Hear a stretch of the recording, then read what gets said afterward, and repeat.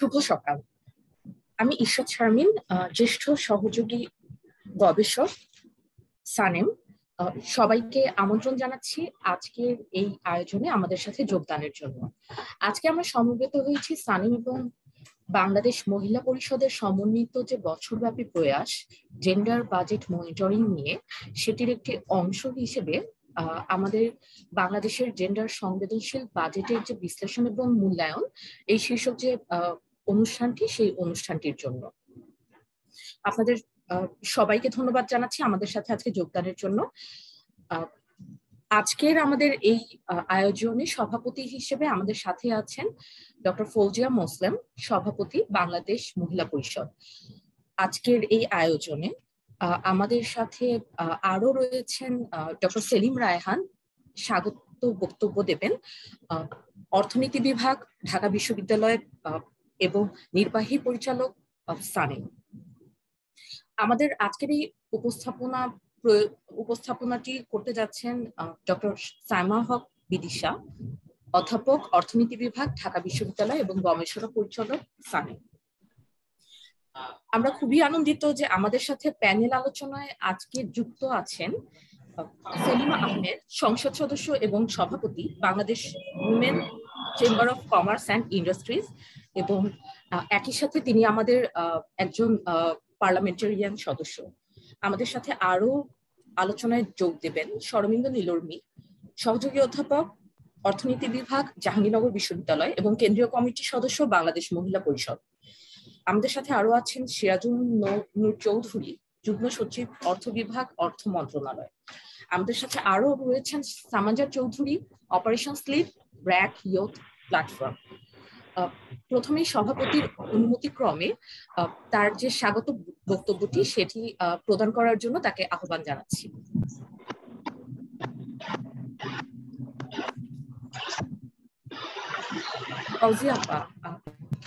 ধন্যবাদ ইশরাত শারমিন।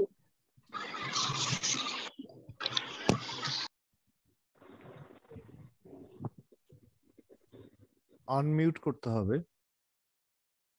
শুনতে পাচ্ছি না, আপা মিউট হয়ে গেছে। জি, ধন্যবাদ ইশরাত দৌলা।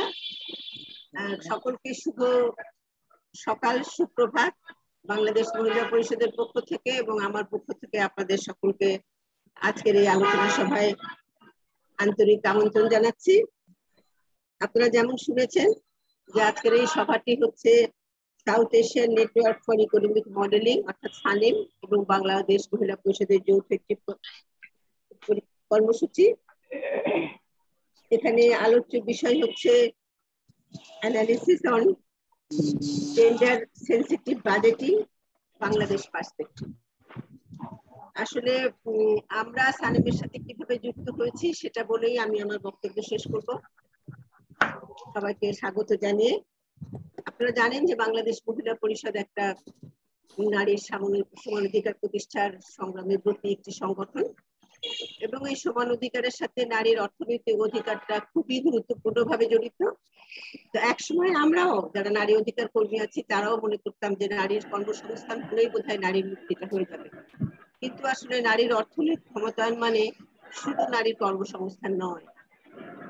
জাতীয় যে অর্থনৈতিক পরিকল্পনা, জাতীয় বাজেট, অনেক কিছু আছে, তার মধ্যে এই বিষয়টাও একটা গুরুত্বপূর্ণ যে জাতীয় যে বাজেট, সেই বাজেটের মধ্যে নারীর উন্নয়নটাকে, নারীর অগ্রগতিকে, নারীর মধ্যে যে পশ্চাৎপদতা আছে সেটাকে দূর করার জন্য কি ভূমিকা জাতীয় বাজেট গ্রহণ করা হচ্ছে, কি পদক্ষেপ জাতীয় বাজেট গ্রহণ করা হচ্ছে, সেটা নারীর উন্নয়নের জন্য একটু অত্যন্ত গুরুত্বপূর্ণ বিষয়। এবং সেটা কেন্দ্র করে জেন্ডার বাজেটের প্রশ্নটা এসছে, যেটা নিয়ে বাংলাদেশ মহিলা পরিষদ 1990 সাল থেকে এটা নিয়ে ভয়েস রেজ করতে শুরু করেছে এবং এক পর্যায়ে এসে এই জেন্ডার বাজেটিং বাংলাদেশ সরকার গ্রহণ করেছে এবং প্রায় 43টি মন্ত্রণালয় জেন্ডার বাজেটিং এর আওতায় গেছিল। কিন্তু অত্যন্ত দুর্ভাগ্যজনক ভাবে আমরা গত 20 সাল থেকে দেখতে পাচ্ছি যে জেন্ডার বাজেটটি আর সেভাবে হচ্ছে না। জেন্ডার বাজেটের জন্য যে আর একটা আলাদা পরিকল্পনা থাকতো, আর একটা বই থাকতো, সেটা থাকছে না। এবং এইটা যেমন হচ্ছে না, তেমনি তার সাথে সাথে আমাদের মনে হয়েছে প্রথম থেকে যখন জেন্ডার বাজেট হচ্ছিল যে জেন্ডার বাজেটটা কিভাবে নারীর জীবনের তার অবদান রাখতে পারছে সেটার বিষয়ে একটা তথ্য আমাদের দরকার। আমরা বাংলাদেশ মহিলা পরিষদ নিজেদের উদ্যোগে আজকে যারা এখানে উপস্থিত আছেন নিজেদের উদ্যোগে হলেও অর্থনীতিবিদ ছাড়া তো এটা করতে পারবেন না, পারা যাবে না। কাজে আজকে যারা এখানে উপস্থিত আছেন তাদের মধ্যে দুইজন শারমিন নীলর্মী এবং দিদি সাইমা বিদিশা সহ আরো কয়েকজনকে নিয়ে আমরা এই কাজটা শুরু করেছিলাম, কিন্তু সেই কাজটা আসলে একটা আমাদের মতো স্বেচ্ছাসেবী সংগঠনের জন্য করা খুবই কঠিন। এই বিবেচনায় আমরা মনে করেছি যে সানিমের মতো একটি গবেষণা প্রতিষ্ঠান যারা অর্থনীতি নিয়ে অনেক গবেষণার কাজ করছেন তারা যদি নারী আন্দোলনের জন্য আমাদের এই কাজটি করে দেন আমরা অত্যন্ত উপকৃত এবং আমরা অত্যন্ত আনন্দিত। সানিমকে সেই প্রস্তাবটা দেওয়ার সাথে সাথে সানিম গ্রহণ করেছেন এবং তারা ন্যাশনাল জেন্ডার সেন্সাস বাজেট করে তাদের পরিকল্পনা মতো একটা গবেষণা কাজ পরিচালনা করছেন এবং সেই গবেষণা কাজের পরিচালনার একটা প্রাথমিক প্রতিবেদন আজকে এখানে উপস্থিত করবেন ডক্টর অধ্যাপক সাইমা বিদিশা। এটুকুই আমি জানি আর কি। আজকের এই সভায় যারা সম্মানিত বক্তা আছেন এখানে উপস্থিত আছেন সানিমের executive director doctor Selim Raihan, অধ্যাপক ঢাকা বিশ্ববিদ্যালয়। উপস্থিত আছেন মাননীয় এমপি সেলিমা আহমেদ, যিনি chamber of commerce women chamber of কমার্সের সভাপতিও। উপস্থিত আছেন আমাদের গণপ্রজাতন্ত্রী বাংলাদেশ সরকারের অর্থ মন্ত্রণালয়ের যুগ্ম সচিব সিরাজুল নূর। উপস্থিত আছেন চৌধুরী। আমরা খুবই আনন্দিত যে আমাদের যার হাত ধরে বাংলাদেশ মহিলা পরিষদ বাজেট অর্থনীতি ইত্যাদি বিষয় শিখতে শুরু করেছিল আমাদের সেই ডক্টর অধ্যাপক শারমিন নীলর্মী, আমাদের বাংলাদেশ মহিলা পরিষদের কেন্দ্রীয় কমিটির সদস্য, তিনিও এখানে বক্তা হিসেবে উপস্থিত আছেন। এখানে উপস্থিত আছেন আমি খুবই আমার ভালো লাগলো দেখে। সানেমকে ধন্যবাদ যেরকম অপারেশন লিড ব্র্যাক হতে সামানজা চৌধুরী, একটি অত্যন্ত নিশ্চয়ই খুব তরুণ একটা মেয়ে, তার কথা আমরা শুনবো এই প্রসঙ্গে এখানে। এবং মূল বক্তব্য উপস্থাপন করবেন সৈয়দা বিদিশা সাইমা বিদিশা হক, ডক্টর সাইমা বিদিশা হক। তিনিও আমাদের মহিলা পরিষদের আমি বলবো যে অত্যন্ত ঘনিষ্ঠজন এবং আমাদের অনেক কাজ তিনি করে দেন সবসময়। তারা সকলে এখানে উপস্থিত আছেন, তাদের আলোচনার মধ্যে দিয়ে আমরা সমৃদ্ধ হব। এখানে উপস্থিত আছেন আমাদের কেন্দ্রীয় কমিটির নেতৃবৃন্দ, আমাদের জেলার প্রতিনিধিবৃন্দ এবং অনেকে এখানে রেজিস্টার করেছেন। অন্যান্য সংগঠনের অনেককে আমি দেখতে পাচ্ছি, বিভিন্ন বিজনেস অর্গানাইজেশন অন্যান্য অনেক জায়গা থেকে আমি সকলকে উপস্থিত দেখতে পাচ্ছি। তো সকলে আমরা আজকে যে আলোচনাটা করতে যাচ্ছি সেই আলোচনাটা অত্যন্ত গুরুত্বপূর্ণ আলোচনা, যে জেন্ডার বাজেট কিভাবে নারীর জীবনে প্রভাব আদৌ রাখতে পারছে কিনা বা রেখে থাকলে কতটুকু রেখেছে এবং না রেখে থাকলে কিভাবে সেটাকে নারীর জীবনের প্রভাব রাখার মতো করে করে তোলা যায় সেই বিষয়টা নিয়ে আসলে আমরা আজকে মানে জানতে চেষ্টা করব এবং প্রেজেন্টেশনটা সেটা কিছুটা সেটা রিলেটেডই হবে বলে আমার মনে হয়। সকলকে ধন্যবাদ জানিয়ে আবারও আজকের এই সভায় আমন্ত্রণ জানিয়ে আমার বক্তব্য শেষ করতে চাচ্ছি। শেষ করার আগে একটু বলতে চাই যে আমরা যারা এখানে উপস্থিত আছি সবাই যেন আমাদের মাইক্রোফোনটা যখন কথা বলবো না মিউট করে রাখি এবং কথা বলার সময় যেন অনুমতি নিয়ে কথা বলি। সকলে একসাথে কথা বলতে গেলে আমরা কেউ কারোর কথা শুনতে পারবো না, সেই কারণে এই অনুরোধটা আপনাদের সাথে রাখলাম। এবং আমাদের সভাও একটা নির্দিষ্ট সময়সীমার মধ্যে শেষ হবে, সেই কারণে সবাই তার বক্তব্য উপস্থাপনের ক্ষেত্রে একটু সময়ের দিকে যত্নবান হবেন। বিনয়ের সাথে এই আশাটুকু রেখে সবাইকে আবার স্বাগত জানিয়ে আমি শারমিনের কাছে ফিরে যাচ্ছি, আজকের সভার মডারেটর, তিনি সভাটি পরিচালনা করবেন। সকলকে ধন্যবাদ। ধন্যবাদ ফৌজিয়া আপা। এই পর্যায়ে আমাদের সামনে ডক্টর সেলিম রায়হান, অধ্যাপক অর্থনীতি বিভাগ, ঢাকা বিশ্ববিদ্যালয়, তিনি সানিমের পক্ষ থেকে স্বাগত বক্তব্য রাখবেন। ধন্যবাদ। অনেক ধন্যবাদ ইশরাত। আমি প্রথমেই মাননীয় সভাপতিকে আমার শুভেচ্ছা জানাচ্ছি এবং এখানে যে সম্মানিত যারা প্যানেলিস্ট যারা আছেন, বিশেষ করে আমাদের আমন্ত্রণ তারা অ্যাকসেপ্ট করেছেন, তাদেরকে আমি অনেক ধন্যবাদ দিচ্ছি। আজকে যে বাংলাদেশ মহিলা পরিষদের সাথে যে অনুষ্ঠানটা সানেম করতে যাচ্ছে, এটা আমরা এর আগে কয়েকটা অনুষ্ঠানের একটা ধারাবাহিকতায় আমরা করছি এবং এক ধরনের একটা কোলাবোরেশন আমরা বাংলাদেশ মহিলা পরিষদের সাথে সানেমের পক্ষ থেকে করতে পেরে আমরা নিঃসন্দেহে খুবই গর্বিত। সানেমের পুরো টিমের পক্ষ থেকে আমি বলতে পারি। আমার নিজের কিছু ভেস্টেড ইন্টারেস্টও আছে। আমার মা মহিলা পরিষদের সাথে ঘনিষ্ঠভাবে জড়িত এবং আমরা ছোটবেলা থেকে এই পরিবেশই বড় হয়েছি এবং এই যে নারীর মুক্তি, নারী আন্দোলন, নারীর অধিকার বিষয়টা এটা কোনো আরোপিত বিষয় না, এটা অন্তত আমি আমার কথা বিষয় থেকে বলতে পারি। এবং আমার সাথে যারা কাজ করে সানেমে, তারাও জিনিসটা খুব মনে প্রাণে বিশ্বাস করেন যে আমরা যদি নারীর অধিকার এবং নারীর অর্থনৈতিক, সামাজিক এবং রাজনৈতিক অধিকারগুলো নিশ্চিত করতে না পারি, তাহলে আসলে দেশের উন্নয়ন নিরর্থক। উন্নয়নের যে কথাবার্তাগুলো আমরা বলি, সেই মূল মেসেজটা থেকে আমরা এই আয়োজনটা সানেমের পক্ষ থেকে আমরা মহিলা পরিষদের সাথে আমরা সংযুক্ত হয়েছি। এবং আমরা খুবই সামনের দিনগুলোতে আমরা চাই যে এই কোলাবোরেশনটা আমরা কন্টিনিউ করব। আমি দু একটা কথা বলবো, কারণ আজকে মূল যে প্রেজেন্টেশনটা এটা বেশ কম্প্রিহেন্সিভ।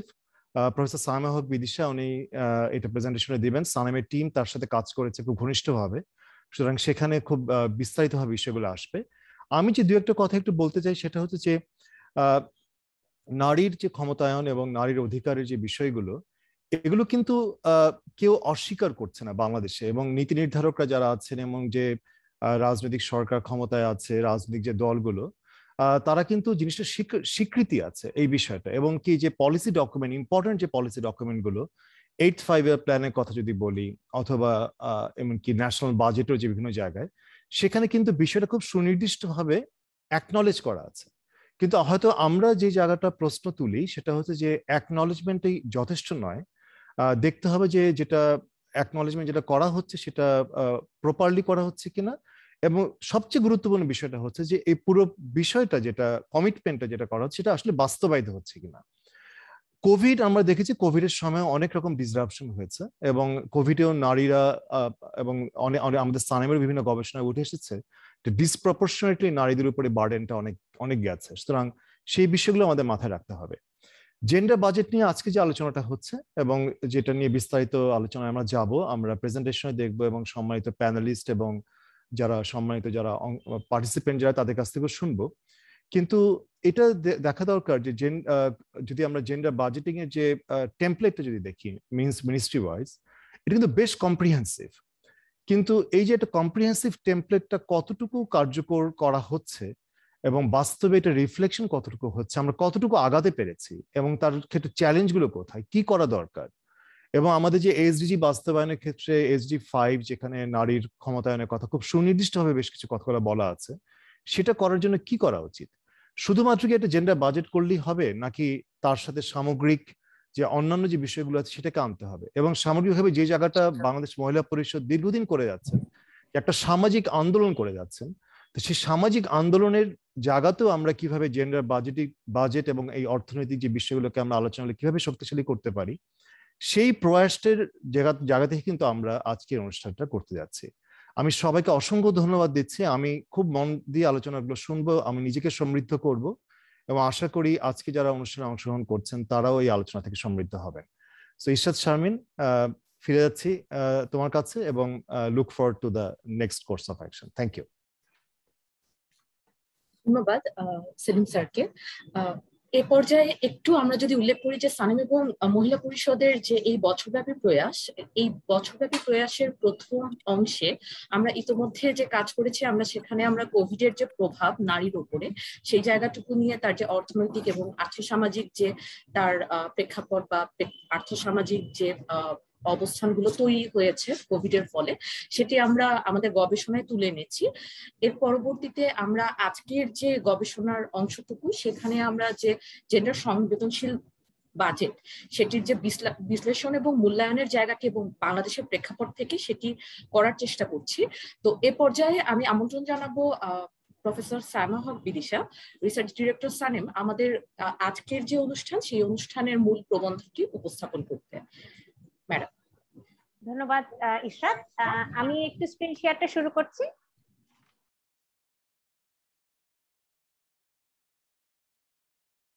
সবাই দেখতে পাচ্ছেন? হ্যাঁ হ্যাঁ, দেখা যাচ্ছে। ওকে, প্রথমেই আমি ধন্যবাদ জানাচ্ছি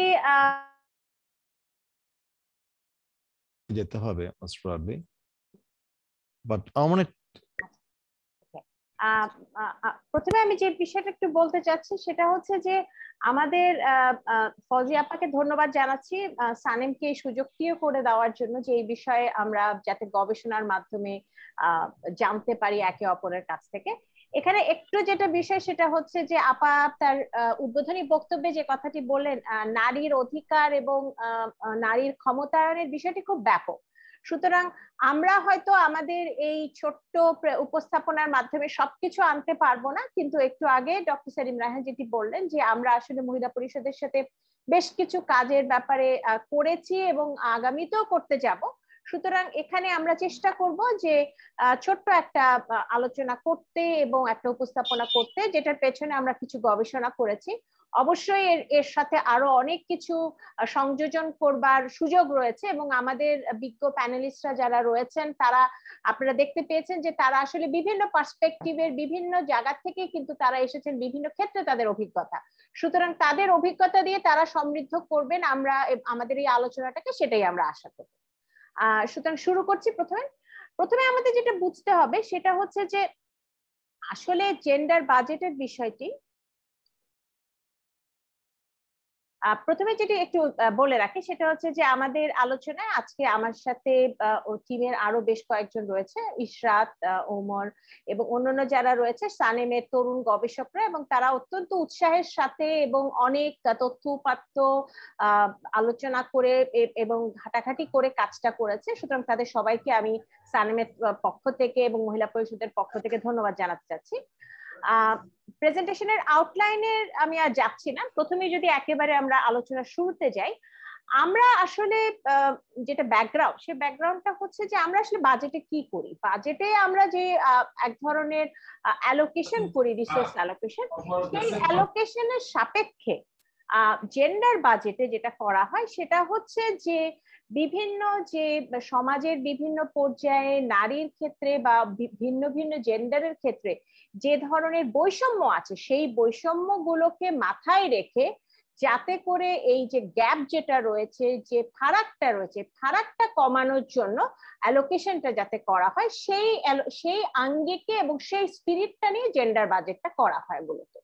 এবং সেক্ষেত্রে আমাদের দেশের সাপেক্ষে এটা অত্যন্ত আনন্দের কথা যে 2009-10 অর্থ বছর থেকে 4টি মন্ত্রণালয়কে কেন্দ্র করে জেন্ডার বাজেট শুরু হয়েছে, এবং সেখানে খুব গুরুত্বপূর্ণ মন্ত্রণালয় শিক্ষা, স্বাস্থ্য, সমাজ কল্যাণ এবং দুর্যোগ ব্যবস্থাপনা, এই 4টি মন্ত্রণালয় ছিল। পরবর্তীতে যেটা দেখা গেছে সেটা হচ্ছে যে সেই জেন্ডার বাজেটটা বিস্তৃত হয়েছে এবং এখন 43টা মন্ত্রণালয় কিন্তু জেন্ডার বাজেট করছে, এবং সেটা অবশ্যই একটা অত্যন্ত একটা ইতিবাচক দিক। এখন বিষয়টা হচ্ছে যে আমরা আমাদের আলোচনায় আসলে যেটা করতে চাচ্ছি সেটা হচ্ছে যে আমরা যে বর্তমানে জেন্ডার বাজেট যেভাবে করা হয়ে থাকে এবং জেন্ডার বাজেট যে প্রক্রিয়াটি, সেই প্রক্রিয়াটি সম্পর্কে এক ধরনের বিশদ আলোচনা করতে চাচ্ছি সরকারের বিভিন্ন তথ্য উপাত্তের ভিত্তিতে। এবং তার পাশাপাশি আমরা যেটা করতে চেয়েছি সেটি হচ্ছে যে সরকারের যে বার্ষিক উন্নয়ন কর্মসূচিগুলো রয়েছে, সেই বার্ষিক উন্নয়ন কর্মসূচির ক্ষেত্রে এক ধরনের জেন্ডার সংবেদনশীলতা সেটাও বুঝবার চেষ্টা করছি। সুতরাং সার্বিকভাবে আমরা সম্পূর্ণভাবে হয়তো সম্ভব না, কিন্তু আমরা চেষ্টা করেছি মোটামুটি ভাবে সরকারের যে সম্পদের যে বন্টন বাজেটের মাধ্যমে যেটা করা হয়ে থাকে সেটা জেন্ডার সংবেদনশীলতা কতটুকু সেটা বুঝবার একটা প্রয়াস। এবং সেক্ষেত্রে আমাদের সেই বিষয়ে যদি আলোচনায় যায় সাপেক্ষে জেন্ডারের যে ইকুইটি বা নারী পুরুষের যে সমতা, সেই সমতার ব্যাপারে বাংলাদেশ আসলে কোন অবস্থায় আছে। সত্যি কথা বলতে কি বেশ কিছু ইন্ডিকেটর কিন্তু রয়েছে, সূচক রয়েছে যেখানে নারীর কিন্তু আমাদের বড় ধরনের অগ্রগতি হয়েছে, এবং সেক্ষেত্রে কিন্তু আমাদের আসলে তর্ক করবার সুযোগ নেই। এবং সেখানে আমাদের প্রাথমিক শিক্ষার ক্ষেত্রে আমাদের একটা অগ্রগতি হয়েছে, মাধ্যমিক শিক্ষার ক্ষেত্রে অগ্রগতি হয়েছে, এবং আমরা জানি যে জেন্ডার প্যারিটি ইন্ডেক্স যেটা রয়েছে সেক্ষেত্রেও কিন্তু আমাদের ইতিবাচক বিভিন্ন বিষয় আমরা দেখতে পেয়েছি। কয়েকটা বিষয় আছে যে বিষয়ে আসলে চ্যালেঞ্জ রয়েছে। চ্যালেঞ্জগুলো কেন রয়েছে তার কারণ হচ্ছে আমরা যদি টেকসই উন্নয়নের লক্ষ্যমাত্রা, এমনকি আমাদের যে বিভিন্ন লক্ষ্যমাত্রাগুলো রয়েছে অষ্টম পঞ্চবার্ষিক পরিকল্পনা থেকে শুরু করে, নারী নীতি থেকে শুরু করে সিডো এবং বিভিন্ন ধরনের যে পরিকল্পনাগুলো রয়েছে দেশীয় এবং দেশের বাইরে, সেই পরিকল্পনাগুলোর সাথে যদি আমরা চিন্তা করি এবং সেগুলোর লক্ষ্যমাত্রার সাথে যদি চিন্তা করি, তাহলে কিছু কিছু জায়গা রয়েছে। যেমন সেক্ষেত্রে যদি আমরা বলি তাহলে উচ্চ শিক্ষায় নারীর অবস্থান এবং বিভিন্ন টেকনিক্যাল এবং ভোকেশনাল প্রোগ্রামগুলোতে নারীর যে অবস্থান, সেক্ষেত্রে কিন্তু যথেষ্ট ফারাক রয়েছে নারী পুরুষের ক্ষেত্রে। এমনকি আমরা যদি ডিজিটাল ডিভাইড বা বিভিন্ন ধরনের প্রযুক্তিগত ক্ষেত্রে যে বিভাজন, সেই জিনিসটাও যদি বোঝার চেষ্টা করি, এবং সেক্ষেত্রেও কিন্তু আমরা যেটা দেখতে পাই যে নারীরা কিন্তু পুরুষদের থেকে পিছিয়ে আছে। সুতরাং এখানে কিন্তু যেটা আমাদের মূল লক্ষ্য, যে রিসোর্স অ্যালোকেশনের মাধ্যমে নারী পুরুষের একটা সমতার প্রচেষ্টা, সেই সমতার প্রচেষ্টার ক্ষেত্রে এই সমস্ত জায়গাগুলোতে কিন্তু কাজ করবার রয়েছে।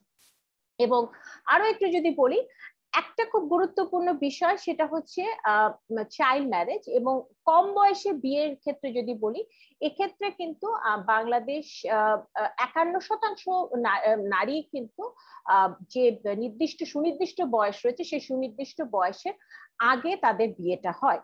সুতরাং এই একটা জায়গা আছে যে হচ্ছে এরিয়া অফ কনসার্ন, যে বিষয় নিয়ে আমাদের কাজ করতে হবে। নারীর প্রতি সহিংসতার বিষয়টি আমরা বিভিন্ন সময় মিডিয়াতে দেখে থাকি, এবং সেক্ষেত্রেও কিন্তু যে ইন্ডিকেটর গুলো রয়েছে, সেক্ষেত্রে কিন্তু যেটা বোঝা যাচ্ছে যে এখানে বেশ কিছু চ্যালেঞ্জ রয়েছে, এবং এই চ্যালেঞ্জ গুলো মোকাবেলা করবার জন্য বরাদ্দ দরকার রয়েছে। এবং আমরা একটু দেখবো যে সেই বরাদ্দ গুলো আসলে কি ধরনের বরাদ্দ হচ্ছে, এবং এগুলো বুঝবার চেষ্টা করতে চাচ্ছি। আরেকটি বিষয় হচ্ছে নারীর শ্রমবাজারে অংশগ্রহণ, এবং শ্রমবাজারের অংশগ্রহণের ক্ষেত্রে যদি আমরা বলি, তাহলে শ্রমবাজারের অংশগ্রহণে কিন্তু ইতিবাচক অবশ্যই পরিবর্তন হয়েছে, কিন্তু আমরা তারপরও কিন্তু দেখতে পাই যে যেখানে পুরুষের ক্ষেত্রে 80% মাত্র লেবার ফোর্স পার্টিসিপেশন, সেখানে নারীর ক্ষেত্রে সেই হারটা হচ্ছে 36% মতো, এবং সেই হার কিন্তু 2010 সাল থেকে 2016 সালের যে তথ্য উপাত্ত আছে সেখানে কিন্তু খুব বেশি পরিবর্তন হয়নি। সুতরাং এই জায়গাগুলোতে, এবং আরো একটি বিষয় হচ্ছে যে নিট হচ্ছে নারীর তরুণদের কত শতাংশ কর্মসংস্থানে নেই, কিংবা শ্রমবাজারের কোনো কাজে নেই, কোনো প্রশিক্ষণে নেই, কিংবা শিক্ষায় নেই। এবং সেই নিটটা কিন্তু একটা খুব গুরুত্বপূর্ণ একটা সূচক হিসেবে ব্যবহার করা হয়ে থাকে। তার কারণ হচ্ছে যে আমরা যখন বলে থাকি যে জননীতির লভ্যাংশ অর্জনের পথে বাংলাদেশ হাঁটছে, তখন এখানে কিন্তু একটা বড় ধরনের কিন্তু একটা বিষয় রয়েছে যেটা নিয়ে আমাদের চিন্তা করতে হবে। কারণ তরুণ জনগোষ্ঠীর নারী যারা ফিমেলরা রয়েছে এবং মেইলদের মধ্যে আমরা যদি তরুণ নিটে পার্থক্যটা দেখি, তাহলে আমরা দেখবো যে ফিমেলদের ক্ষেত্রে এটা হচ্ছে 47%।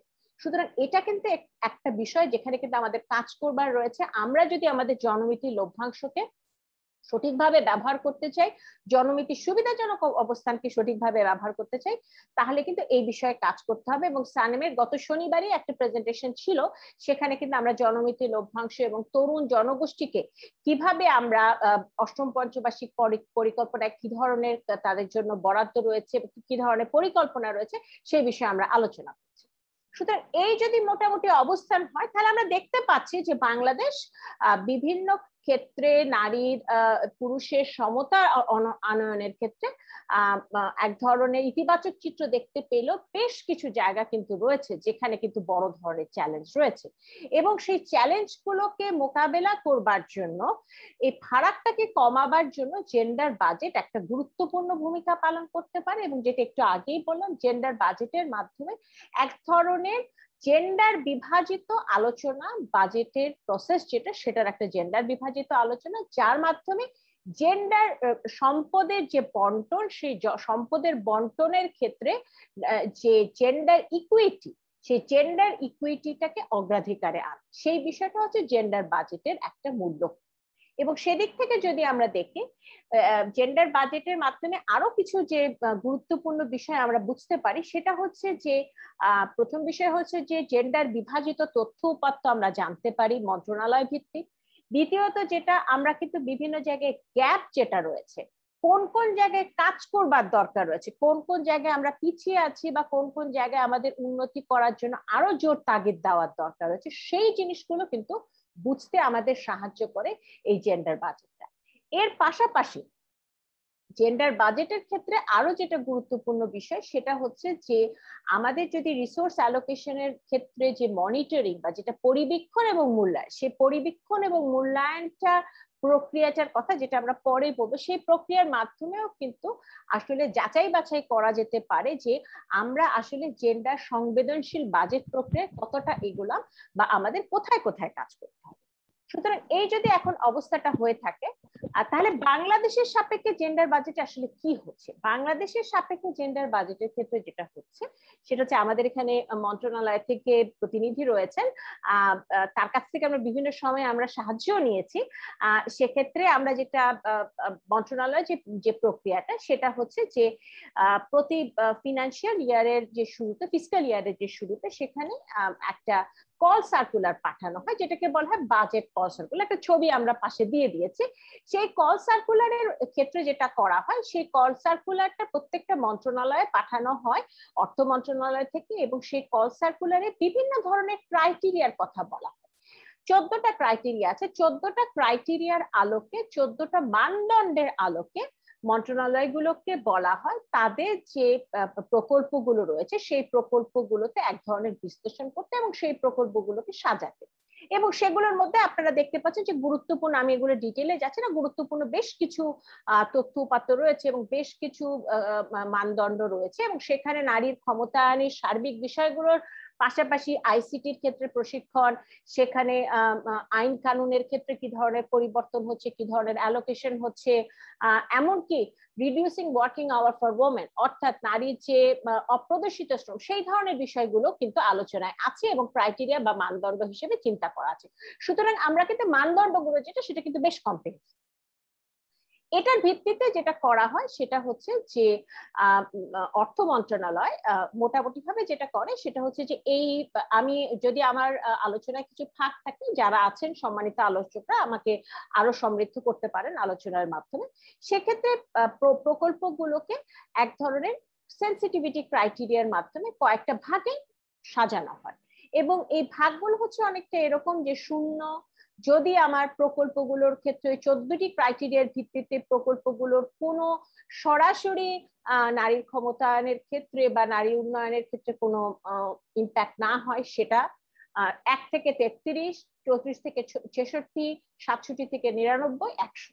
সুতরাং এই ধরনের ভাগের মাধ্যমে প্রকল্পগুলোকে একটা যাচাই বাছাই করা হয়। যাচাই বাছাই করার মাধ্যমে আমি যতটুকু বুঝতে পেরেছি বা আমরা যতটুকু আমাদের গবেষণায় আমরা পেয়েছি, সেটা হচ্ছে যে এক ধরনের স্কোরিং করা হয়, এবং তারপরে এই স্কোরিং গুলোর ভিত্তিতে মন্ত্রণালয়ের এক ধরনের, অর্থ মন্ত্রণালয়ের এক ধরনের মডেল রয়েছে, যেটা একটা স্ট্যান্ডার্ড মডেল, যেটা হচ্ছে RCGP model, recurrent capital gender and poverty model. সেই মডেলের মাধ্যমে যে রিপোর্টটা প্রস্তুত করা হয় সেটাই হচ্ছে জেন্ডার বাজেট। সেই জেন্ডার বাজেটটাই আমরা আমাদের হাতে পাই প্রতি অর্থ বছরের বাজেট যেদিন হয়, ঘোষণা করা হয় সেদিন।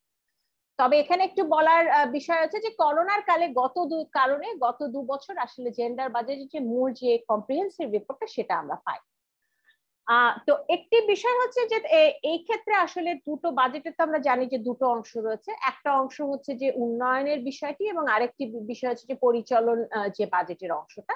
সো এখানে যেটা করা হয় সাধারণত, যে অপারেটিং বাজেটের ক্ষেত্রে নারীর যে মন্ত্রণালয়গুলোতে নারী কর্মকর্তা কর্মচারী যারা রয়েছে, তাদের যে অংশগ্রহণ, সেই অংশগ্রহণের ভিত্তিতে একটা হিসাব করা হয়।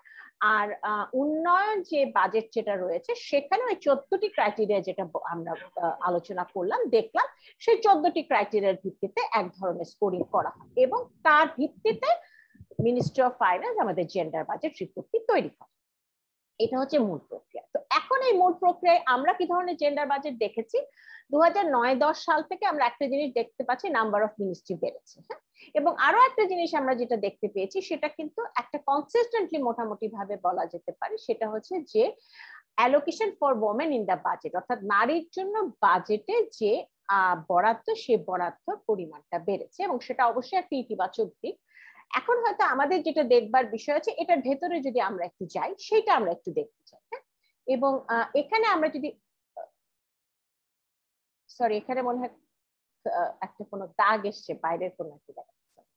আচ্ছা, এখানে যদি আমরা একটু ভেতরে যাই, তাহলে আমরা যেটা দেখতে পাই যে জেন্ডার বাজেটের ট্রেন্ড গত 3 অর্থ বছরে, আমরা একটু যদি শুধুমাত্র জেন্ডার বাজেটটা যেটা মন্ত্রণালয় থেকে আমরা পাই, সেটা আমরা যদি দেখি, এবং সেক্ষেত্রে আমরা যেটা দেখতে পাচ্ছি সেটা হচ্ছে যে বেশ কয়েকটি মন্ত্রণালয়, সেই অবশ্যই এটা আমাদের একটু মাথায় রাখতে হবে, সেটা হচ্ছে করোনার সময়ের যে আলোচনা এবং করোনার পূর্ববর্তী বছরের যে আলোচনা এবং সেই প্রায়োরিটি গুলো, অগ্রাধিকার গুলো একটু ভিন্ন হবে, সেটাই স্বাভাবিক। তারপর আমরা দেখতে পাচ্ছি যে কয়েকটি মন্ত্রণালয়, বিশেষ করে অবশ্যই নারী ও শিশু মন্ত্রণালয় রয়েছে, তার পাশাপাশি স্বাস্থ্য মন্ত্রণালয় রয়েছে, তার পাশাপাশি শিক্ষা মন্ত্রণালয় রয়েছে, এবং সমাজ কল্যাণ এবং এমনকি প্রবাসী কল্যাণ মন্ত্রণালয়। এই মন্ত্রণালয়গুলোতে আমরা কিন্তু দেখতে পাচ্ছি জেন্ডার বাজেটের ক্ষেত্রে, gender budget as percentage of total budget of that ministry, সেটা কিন্তু মোটামুটি ভাবে যে সংখ্যাটি দেখাচ্ছে সেটা একটা ইতিবাচক দিক আমরা দেখতে পাই। তবে এখানে আমাদের হয়তো কয়েকটি বিষয় মাথায় রাখতে হবে। একটা বিষয় হচ্ছে যে ডিরেক্ট এবং ইনডিরেক্ট, অর্থাৎ প্রত্যক্ষ এবং পরোক্ষ, এবং এই প্রত্যক্ষ এবং পরোক্ষ ভাবে যখন বাজেটটাকে আলোচনা করা হয়, আমরা যেটা বুঝতে পেরেছি সেটা হচ্ছে যে এই প্রত্যক্ষ এবং পরোক্ষের ক্ষেত্রে আমাদের এই প্রত্যক্ষ যে অংশটা, এই প্রত্যক্ষ অংশটা অনেক মন্ত্রণালয়ের ক্ষেত্রে কিন্তু কম সার্বিকভাবে। এবং আরো একটা জিনিস যেটা আমরা দেখেছি সেটা হচ্ছে যে এই প্রত্যক্ষ পরোক্ষর মধ্যে যে ট্রেন্ডটা, সেই ট্রেন্ডটার ক্ষেত্রে অনেক মন্ত্রণালয়ের ক্ষেত্রে প্রত্যক্ষভাবে জেন্ডার বাজেটের সাথে সংশ্লিষ্ট বা প্রত্যক্ষভাবে যেটা gender as percentage of budget, সেটার পরিমাণটা অনেক ক্ষেত্রে কমেছে আর পরোক্ষটা হয়তো বেড়েছে। সুতরাং এখানে কিন্তু একটু দেখবার বিষয় আছে, এবং এখানে আমার মনে হয় আমি পরবর্তীতে আলোচনা একটু বলবো। আমরা যদি একটু দেখি তাহলে বেশ কয়েকটি মন্ত্রণালয়, যেমন আমরা দেখতে পাচ্ছি ministry of primary and mass education, এবং সেখানে আমরা দেখতে পাচ্ছি যে ইনডাইরেক্ট যেটা, সেই ইনডাইরেক্টটা বাড়লো, ডিরেক্টটা কমেছে। হেলথ সার্ভিস ডিভিশনে আমরা একটা নেতিবাচক প্রবণতা লক্ষ্য করেছি। সমাজ কল্যাণ মন্ত্রণালয়ের ক্ষেত্রে আমরা ডিরেক্টটা আমরা বাড়তে দেখেছি, যেটা একটা ইতিবাচক। সুতরাং মোটামুটি ভাবে সার্বিকভাবে আমরা যেটা একটু বলতে পারি সেটা হচ্ছে যে আমাদের যে মন্ত্রণালয়গুলো যে বাজেট আমরা দেখেছি, জেন্ডার বাজেট আমরা দেখেছি, জেন্ডার বাজেটের ক্ষেত্রে থেকে আমরা বলতে পারি যে সার্বিকভাবে মন্ত্রণালয় এবং মন্ত্রণালয় এই জেন্ডার বাজেটের যে প্রপোর্শনটা সেটা ভিন্ন হতে পারে। ডিরেক্ট এবং ইনডাইরেক্ট, প্রত্যক্ষ এবং পরোক্ষের ক্ষেত্রে ভিন্নতা রয়েছে, এবং অনেক ক্ষেত্রে দেখা গেছে গুরুত্বপূর্ণ বেশ কিছু মন্ত্রণালয় প্রত্যক্ষ যেটা অংশটা, সেই প্রত্যক্ষ অংশটা এক ধরনের নেতিবাচক প্রবণতা লক্ষ্য করা গেছে। সুতরাং এই বিষয়টা আমার মনে হয় আমাদের চিন্তায় আনা উচিত, এবং আমাদের পরবর্তীতে জেন্ডার বাজেট করবার সময় এই বিষয়টা আলোচনায় আনা উচিত। এরপরে আরেকটা যে বিষয় সেটা হচ্ছে, একটা ইতিবাচক দিক হচ্ছে আমরা কিন্তু এবছরের বাজেটে যদি আমরা দেখি তাহলে জেন্ডার সংবেদনশীল বেশ কিছু গুরুত্বপূর্ণ কিন্তু প্রকল্প দেখেছি, যেটা অবশ্যই আশাব্যঞ্জক। এবং সেখানে আমরা দেখতে পাচ্ছি যে capacity development of different group, সেটার বিষয়ে দেখতে পাচ্ছি urban based marginal women development programme, সেটা দেখতে পাচ্ছি তথ্য আপার যে প্রজেক্টটা রয়েছে সেটা অবশ্যই খুব একটা গুরুত্বপূর্ণ একটা project. Sustainable initiative to protect and women and guard from gender based violence, এই ধরনের একটা প্রকল্প রয়েছে। সুতরাং এই ধরনের বেশ কিছু গুরুত্বপূর্ণ প্রকল্প কিন্তু আমরা 2021-22 অর্থ বছরের বাজেটে দেখতে পেয়েছি। এটি হচ্ছে মুদ্রার এক পিঠ, এবং এটি হচ্ছে একটা অত্যন্ত ইতিবাচক একটা চিত্র, এবং সেটা অবশ্যই আমি মনে করি একটা প্রশংসনীয়। কিন্তু আবার মুদ্রার অপর পিঠ হচ্ছে যেটা আমাদেরকে কিছুটা ভাবিয়েছে, এবং যে কারণে আমাদের আলোচনার মধ্যে এই জিনিসগুলো আমরা আনতে চেয়েছি, যে বেশ কিছু গুরুত্বপূর্ণ প্রজেক্ট রয়েছে, যে গুরুত্বপূর্ণ প্রজেক্টগুলো, এখানে একটা টাইপিং মিস্টেক আছে, ডিসকন্টিনিউড ফান্ডিং, স্টপটা হবে না। এই গুরুত্বপূর্ণ প্রজেক্ট যেগুলো রয়েছে সেই কয়েকটা গুরুত্বপূর্ণ প্রজেক্টের ক্ষেত্রে আমরা কিন্তু দেখেছি যে এটা ফান্ডিং আর কন্টিনিউ করে। সুতরাং এই বিষয়টা কিন্তু একটু দেখবার দরকার রয়েছে, যে গুরুত্বপূর্ণ বাজেটে যদি কাটছাট হয় কোনো কারণে, গুরুত্বপূর্ণ কোনো প্রজেক্ট যেটা ভীষণভাবে জেন্ডার সংবেদনশীল এবং নারীর ক্ষমতায়নে বড় ধরনের ভূমিকা রাখতে পারে, সেগুলো যেন বাদ না পড়ে। সেই বিষয়ে যদি আমরা বলি তাহলে আমাদের এখন এই জেন্ডার বাজেটের যে বিষয়টা আমরা দেখলাম সেখানে আমাদের চ্যালেঞ্জ করব। ইশরাত, আমাকে কি একটু কাইন্ডলি বলবো আমার কতক্ষণ সময় আছে? ম্যাডাম 15 মিনিট সময় আছে। আচ্ছা, তো এখন আমাদের চ্যালেঞ্জগুলো কোথায়? চ্যালেঞ্জগুলোর মধ্যে একটা বিষয় একটু ভিন্ন বিষয়, কিন্তু একটু আমার মনে হয় আমাদের একটু চিন্তা করবার দরকার রয়েছে। সেটা হচ্ছে আমাদের অবশ্যই আমাদের অপারেটিং বাজেটটা ভীষণ জরুরি, কিন্তু এটাও আমাদের কিন্তু মনে রাখতে হবে যে অপারেটিং বাজেট এবং ডেভেলপমেন্ট বাজেট দুটোর মধ্যে অপারেটিং বাজেটের ইম্প্যাক্টটা সমাজের সকল গোষ্ঠীর নারীকে সমভাবে যে একটা কন্ট্রিবিউট করবার ব্যাপার রয়েছে, সেখানে কিন্তু উন্নয়ন পরিকল্পনাগুলোতে যে ধরনের ইম্প্যাক্ট গুলো, অপারেটিং বাজেটের ইম্প্যাক্ট গুলো কিন্তু একটু ভিন্ন। সুতরাং এই বিষয়টা আমাদেরকে একটু মাথায় রাখতে হবে। আর সরকারি মন্ত্রণালয়গুলোতে যারা কাজ করছেন তারা কিন্তু স্বাভাবিকভাবে কর্মকর্তা পর্যায়ে অন্তত যারা রয়েছেন তারা কিন্তু স্বাভাবিকভাবে একটা ক্ষমতায়িত অবস্থায় রয়েছে। সুতরাং এই বিষয়টাও কিন্তু মাথায় রাখতে হবে যে এটা কিন্তু একটা প্রপোর্শন অফ যে মানুষ তাদের ক্ষেত্রে খুব গুরুত্বপূর্ণ, এটা অবশ্যই গুরুত্বপূর্ণ, কিন্তু এই দুটো আলোচনাও বোধহয় একটু আলাদাভাবে করার একটা প্রয়োজনীয়তা রয়েছে, যে অপারেটিং বাজেট এবং ডেভেলপমেন্ট। দ্বিতীয় বিষয় হচ্ছে যে আমরা যখন ডিরেক্ট এবং ইনডাইরেক্ট দেখলাম, তখন যে বিষয়টা ইনডাইরেক্ট যে প্রকল্পগুলো রয়েছে সেই ইনডাইরেক্ট প্রকল্পগুলোকে নিয়ে বোধহয় একটু ভাববার দরকার রয়েছে। কারণ সব ধরনের উন্নয়ন প্রকল্প কিন্তু নারীর ক্ষমতায়নে সমভাবে সাহায্য করে না। অনেক সময় দেখা যায় যে পারিপার্শ্বিক অবস্থা, সামাজিক অবস্থা, সেগুলোর বিবেচনায় কিন্তু উন্নয়ন প্রকল্পগুলোর নারীর উপরে তার যে প্রভাব, নারীর ক্ষমতায়নের বিভিন্ন সূচকে যে প্রভাব, সেটা ভিন্ন হতে পারে। অর্থাৎ আমরা যদি একটা স্কুল করবার কথা চিন্তা করি, সেই স্কুলটা অবশ্যই সেখান থেকে সেই স্কুল থেকে নারী উপকার পাবে, সেটা আমরা ধরে নিতে পারি। কিন্তু স্কুলটা কোন এলাকায় করছে, কোন পরিস্থিতিতে করা হচ্ছে, সেখানে অন্য স্কুল রয়েছে কিনা, এই ধরনের বিভিন্ন বিষয় কিন্তু আলোচনায় আনতে হবে, চিন্তা করতে হবে, এবং সেটা আমাদের একটা রেকমেন্ডেশনের মধ্যে রয়েছে।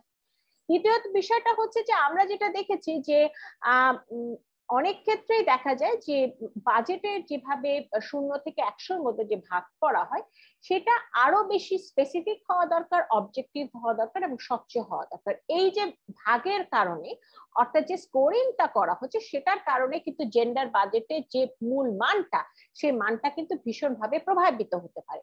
এবং সেই কারণে আমাদের একটা সুপারিশ থাকবে যে এই অ্যানালাইসিসটা, অর্থাৎ আমরা একটা প্রকল্পকে কি 30 দিব নাকি 35 দিব, হ্যাঁ, সেই জিনিসগুলো চিন্তা করবার জন্য, এটা কিন্তু দেশে দেশে কিন্তু ভিন্ন হতে পারে, প্রকল্পে ভিন্ন হতে পারে, সেই বিষয়গুলো অ্যানালাইসিস করবার জন্য কিন্তু জেন্ডার এক্সপার্টদের সহায়তা দরকার রয়েছে, এবং সেটা আমাদের কিন্তু একটা সুপারিশের মধ্যে থাকবে।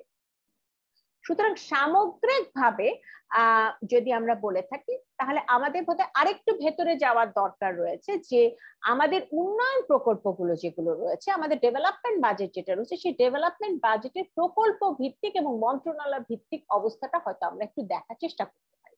সেক্ষেত্রে আমরা অ্যানুয়াল ডেভেলপমেন্ট, আমরা এতক্ষণ পর্যন্ত আমি যে আলোচনাটা করলাম, এটা হচ্ছে আমাদের যে কাজ, সেই কাজের প্রথম ভাগ, এবং এখন আমি একটু দ্বিতীয় ভাগে যাচ্ছি, একটু ছোট করে এটা একটু বলবো। সেখানে আমরা যেটা করতে চেয়েছি সেটা হচ্ছে যে আমাদের যে বার্ষিক উন্নয়ন কর্মসূচি রয়েছে, সেই বার্ষিক উন্নয়ন কর্মসূচির প্রকল্পগুলোকে আমরা 3 ভাগে ভাগ করেছি। কিছু প্রকল্প হচ্ছে জেন্ডার স্পেসিফিক, সুনির্দিষ্টভাবে জেন্ডারের জন্য সহায়ক, যেমন 4টা মহিলা পলিটেকনিক ইনস্টিটিউট তৈরি করা, সেখানে আমরা মোটামুটি ভাবে বলতেই পারি সুনির্দিষ্ট ভাবে এই বরাদ্দ। কিন্তু কিছু কিছু প্রকল্প আছে যেগুলো হচ্ছে জেন্ডার ইনডিউসড, যেমন যারা বিভিন্ন ধরনের উদ্যোক্তা রয়েছে, সেই উদ্যোক্তাদের এমপ্লয়মেন্টের প্রজেক্টের সাথে সংযুক্ত করার বিষয়টি থাকতে পারে। অর্থাৎ এটা হয়তো সরাসরি না হলেও এটা জেন্ডার ইনডিউস এক ধরনের প্রকল্প হিসেবে চিন্তা করা যেতে পারে। এই ক্রাইটেরিয়া গুলোর বিভিন্ন ধরনের আলাপ আলোচনা আছে এবং বিভিন্ন ধরনের আলাপ আলোচনা চলতে পারে। আমরা চেষ্টা করেছি যে বিভিন্ন জায়গায় বিভিন্ন মেথোডোলজি যেগুলো রয়েছে স্ট্যান্ডার্ড, সেগুলো ফলো করতে। আরেকটা হচ্ছে আনডিফাইন্ড প্রজেক্ট। এই আনডিফাইন্ড প্রজেক্ট গুলো যেমন একই ধরনের প্রজেক্ট, যে establishment of polytechnic institute in 23 district. তো এখানে এই পলিটেকনিক ইনস্টিটিউট গুলোর আসলে ইম্প্যাক্টটা, অবশ্যই এগুলোরও ইম্প্যাক্ট থাকতে পারে, সেই ইম্প্যাক্টটা আসলে কিরকম হবে, নারীর ক্ষমতায়নে কতটুকু সহায়ক হবে, সেটা কিন্তু নির্ভর করবে সার্বিক অবস্থার উপরে। নারীরা ওই অঞ্চলে যেখানে পলিটেকনিক ইনস্টিটিউট করছে, সেখান থেকে এই সুবিধাটা, সরকারের এই বরাদ্দের সুবিধাটা নারী কতটা নিতে পারছে, সেটা কিন্তু অনেক ধরনের বিষয়ের সাথে, শুধুমাত্র অর্থনীতির বিষয় না, সামাজিক অনেক কাঠামোর সাথে কিন্তু জড়িত। সুতরাং এই জিনিসগুলো মাথায় রেখে আমাদের কিন্তু চিন্তা করবার দরকার আছে যে আনডিফাইন্ড যে প্রজেক্টগুলো রয়েছে, এগুলোর কিন্তু এক ধরনের বিশ্লেষণ দরকার আছে। আমরা এক্ষেত্রে যেটা দেখেছি, ডিরেক্ট এবং ইনডিরেক্ট প্রকল্পগুলোর ক্ষেত্রে বরাদ্দটা কিন্তু খুব বেশি না, হ্যাঁ, সরি ডিরেক্ট ইনডিরেক্ট না, আমি মাফ করবেন, আমি এখানে জেন্ডার স্পেসিফিক এবং এখানে যেটা জেন্ডার ইন্ডিউস যে প্রকল্প, এই দুটোর ক্ষেত্রে আমাদের বরাদ্দটা খুব বেশি না।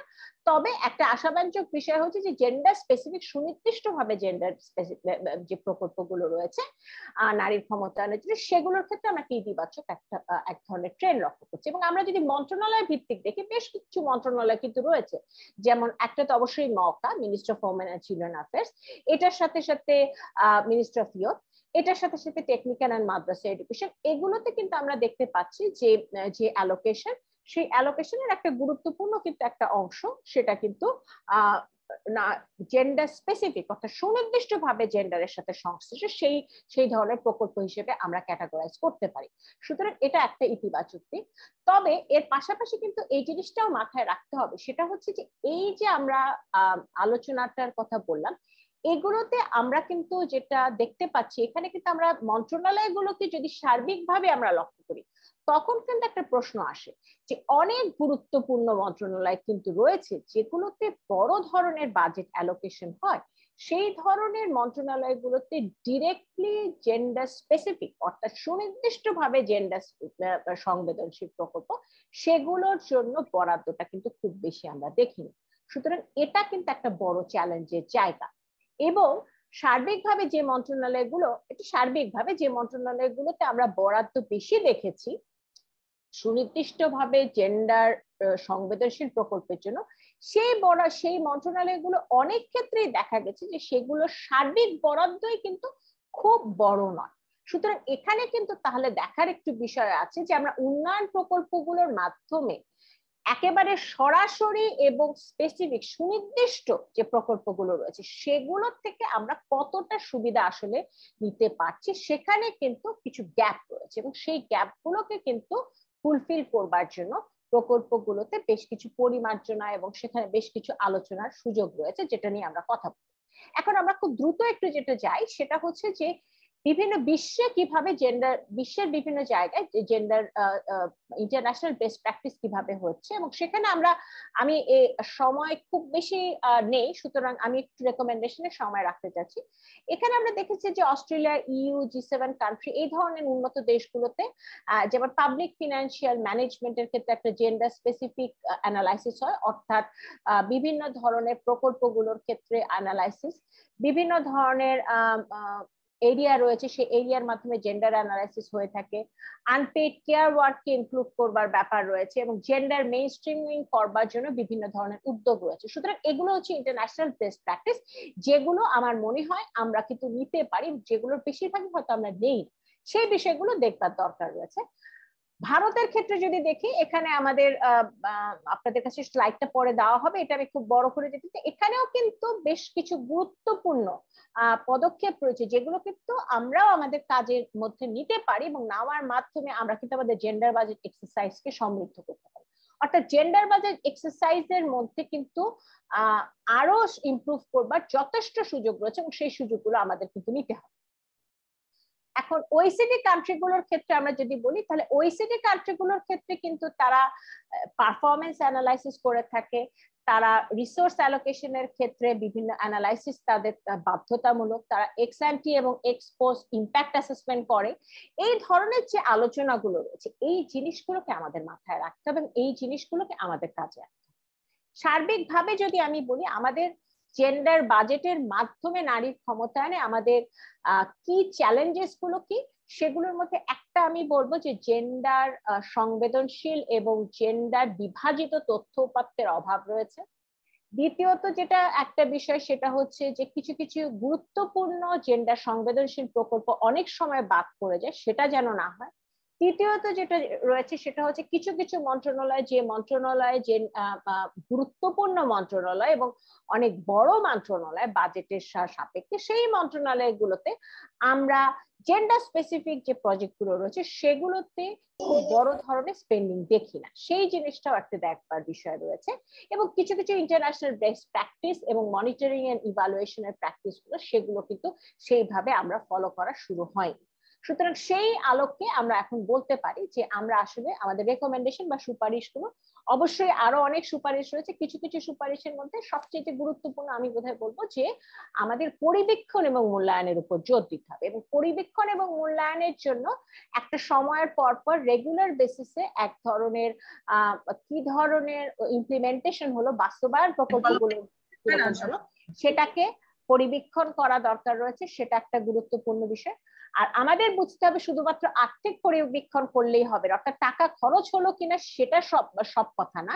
এর পাশাপাশি যেটা করতে হবে সেটা হচ্ছে যে টেকসই উন্নয়নের লক্ষ্যমাত্রা এবং সরকারের যে বিভিন্ন ধরনের গুরুত্বপূর্ণ পলিসি ডকুমেন্ট রয়েছে, সেটা পঞ্চম বার্ষিকী পরিকল্পনা, ন্যাশনাল জাতীয় নারী নীতি, এমনকি এন্ডিং চাইল্ড ম্যারেজের ক্ষেত্রে বিভিন্ন পরিকল্পনা রয়েছে, এনএসএসএস যেটা রয়েছে যেটা সামাজিক সুরক্ষার জন্য, এই ধরনের বিভিন্ন পরিকল্পনায় যে ধরনের প্ল্যান করা হয়েছে সেগুলো কতটা আসলে আমাদের জেন্ডার বাজেটে রিফ্লেক্টেড হচ্ছে সেটার কিন্তু একটা পরিষ্কার বিশ্লেষণ দরকার রয়েছে। এবং এই পরিষ্কার বিশ্লেষণটা যদি হয় তাহলে যে গুলোর সাথে আমাদের যে বাস্তবায়ন সেটার কতটা প্রতিফলন আমরা দেখতে পাচ্ছি এটা সুস্পষ্টভাবে বোঝা যাবে। এবং এই কারণে মনিটরিং এন্ড ইভালুয়েশনটা অসম্ভব জরুরি, বোধ সংখ্যার ভিত্তিতে এবং গুণগত মানের ভিত্তিতে এবং বিভিন্ন ইয়ার্ডস্টিক, বিভিন্ন মানদণ্ডের ভিত্তিতে। আর এটার সাথে সাথে যেটা গুরুত্বপূর্ণ, মিনিস্ট্রি অফ ফাইন্যান্সে একটা আলাদাভাবে সেল থাকা দরকার যেখানে জেন্ডার এক্সপার্টরা থাকবে, প্র্যাকটিশনাররা থাকবে, এবং তারা যাতে করে এই যে আমরা বিভিন্ন ক্রাইটেরিয়ার কথা বলছি সেই ক্রাইটেরিয়া অনুযায়ী প্রজেক্টগুলোকে আলোচনা করা, জেন্ডার সংবেদনশীলতা যাচাই বাছাই করা, সেই কাজগুলোর ক্ষেত্রে তারা যাতে বিভিন্ন সুপারিশ দেন এবং সেই সুপারিশগুলো যাতে অন্তর্ভুক্ত করা হয় সেটি গুরুত্বপূর্ণ। আরেকটি বিষয় গুরুত্বপূর্ণ সেটা হচ্ছে যেটা একটু আগে আমরা বললাম, আমি বেশি সময় নেব না, 2-3 মিনিট, সেটা হচ্ছে যে আমরা যখন বললাম যে একটা ব্রিজ করা হলো বা একটা স্কুল করা হলো, এগুলোকে আমরা হয়তো বললাম যে ইনডিরেক্ট, কিংবা আমরা বললাম যে জেন্ডার ইনডিউসড। এখন এখানে কিন্তু বোঝার দরকার রয়েছে যে আর্থসামাজিক অবস্থার বিচার বিশ্লেষণের মাধ্যমে সেখানে কিন্তু ওই প্রকল্পটা, ওই স্কুলটা আসলে ওই অঞ্চলের নারীদের ক্ষমতায়নের ক্ষেত্রে বা ক্ষমতায়নের বিভিন্ন সূচকের ক্ষেত্রে কতটা কাজে লাগবে সেটা কিন্তু বুঝবার দরকার।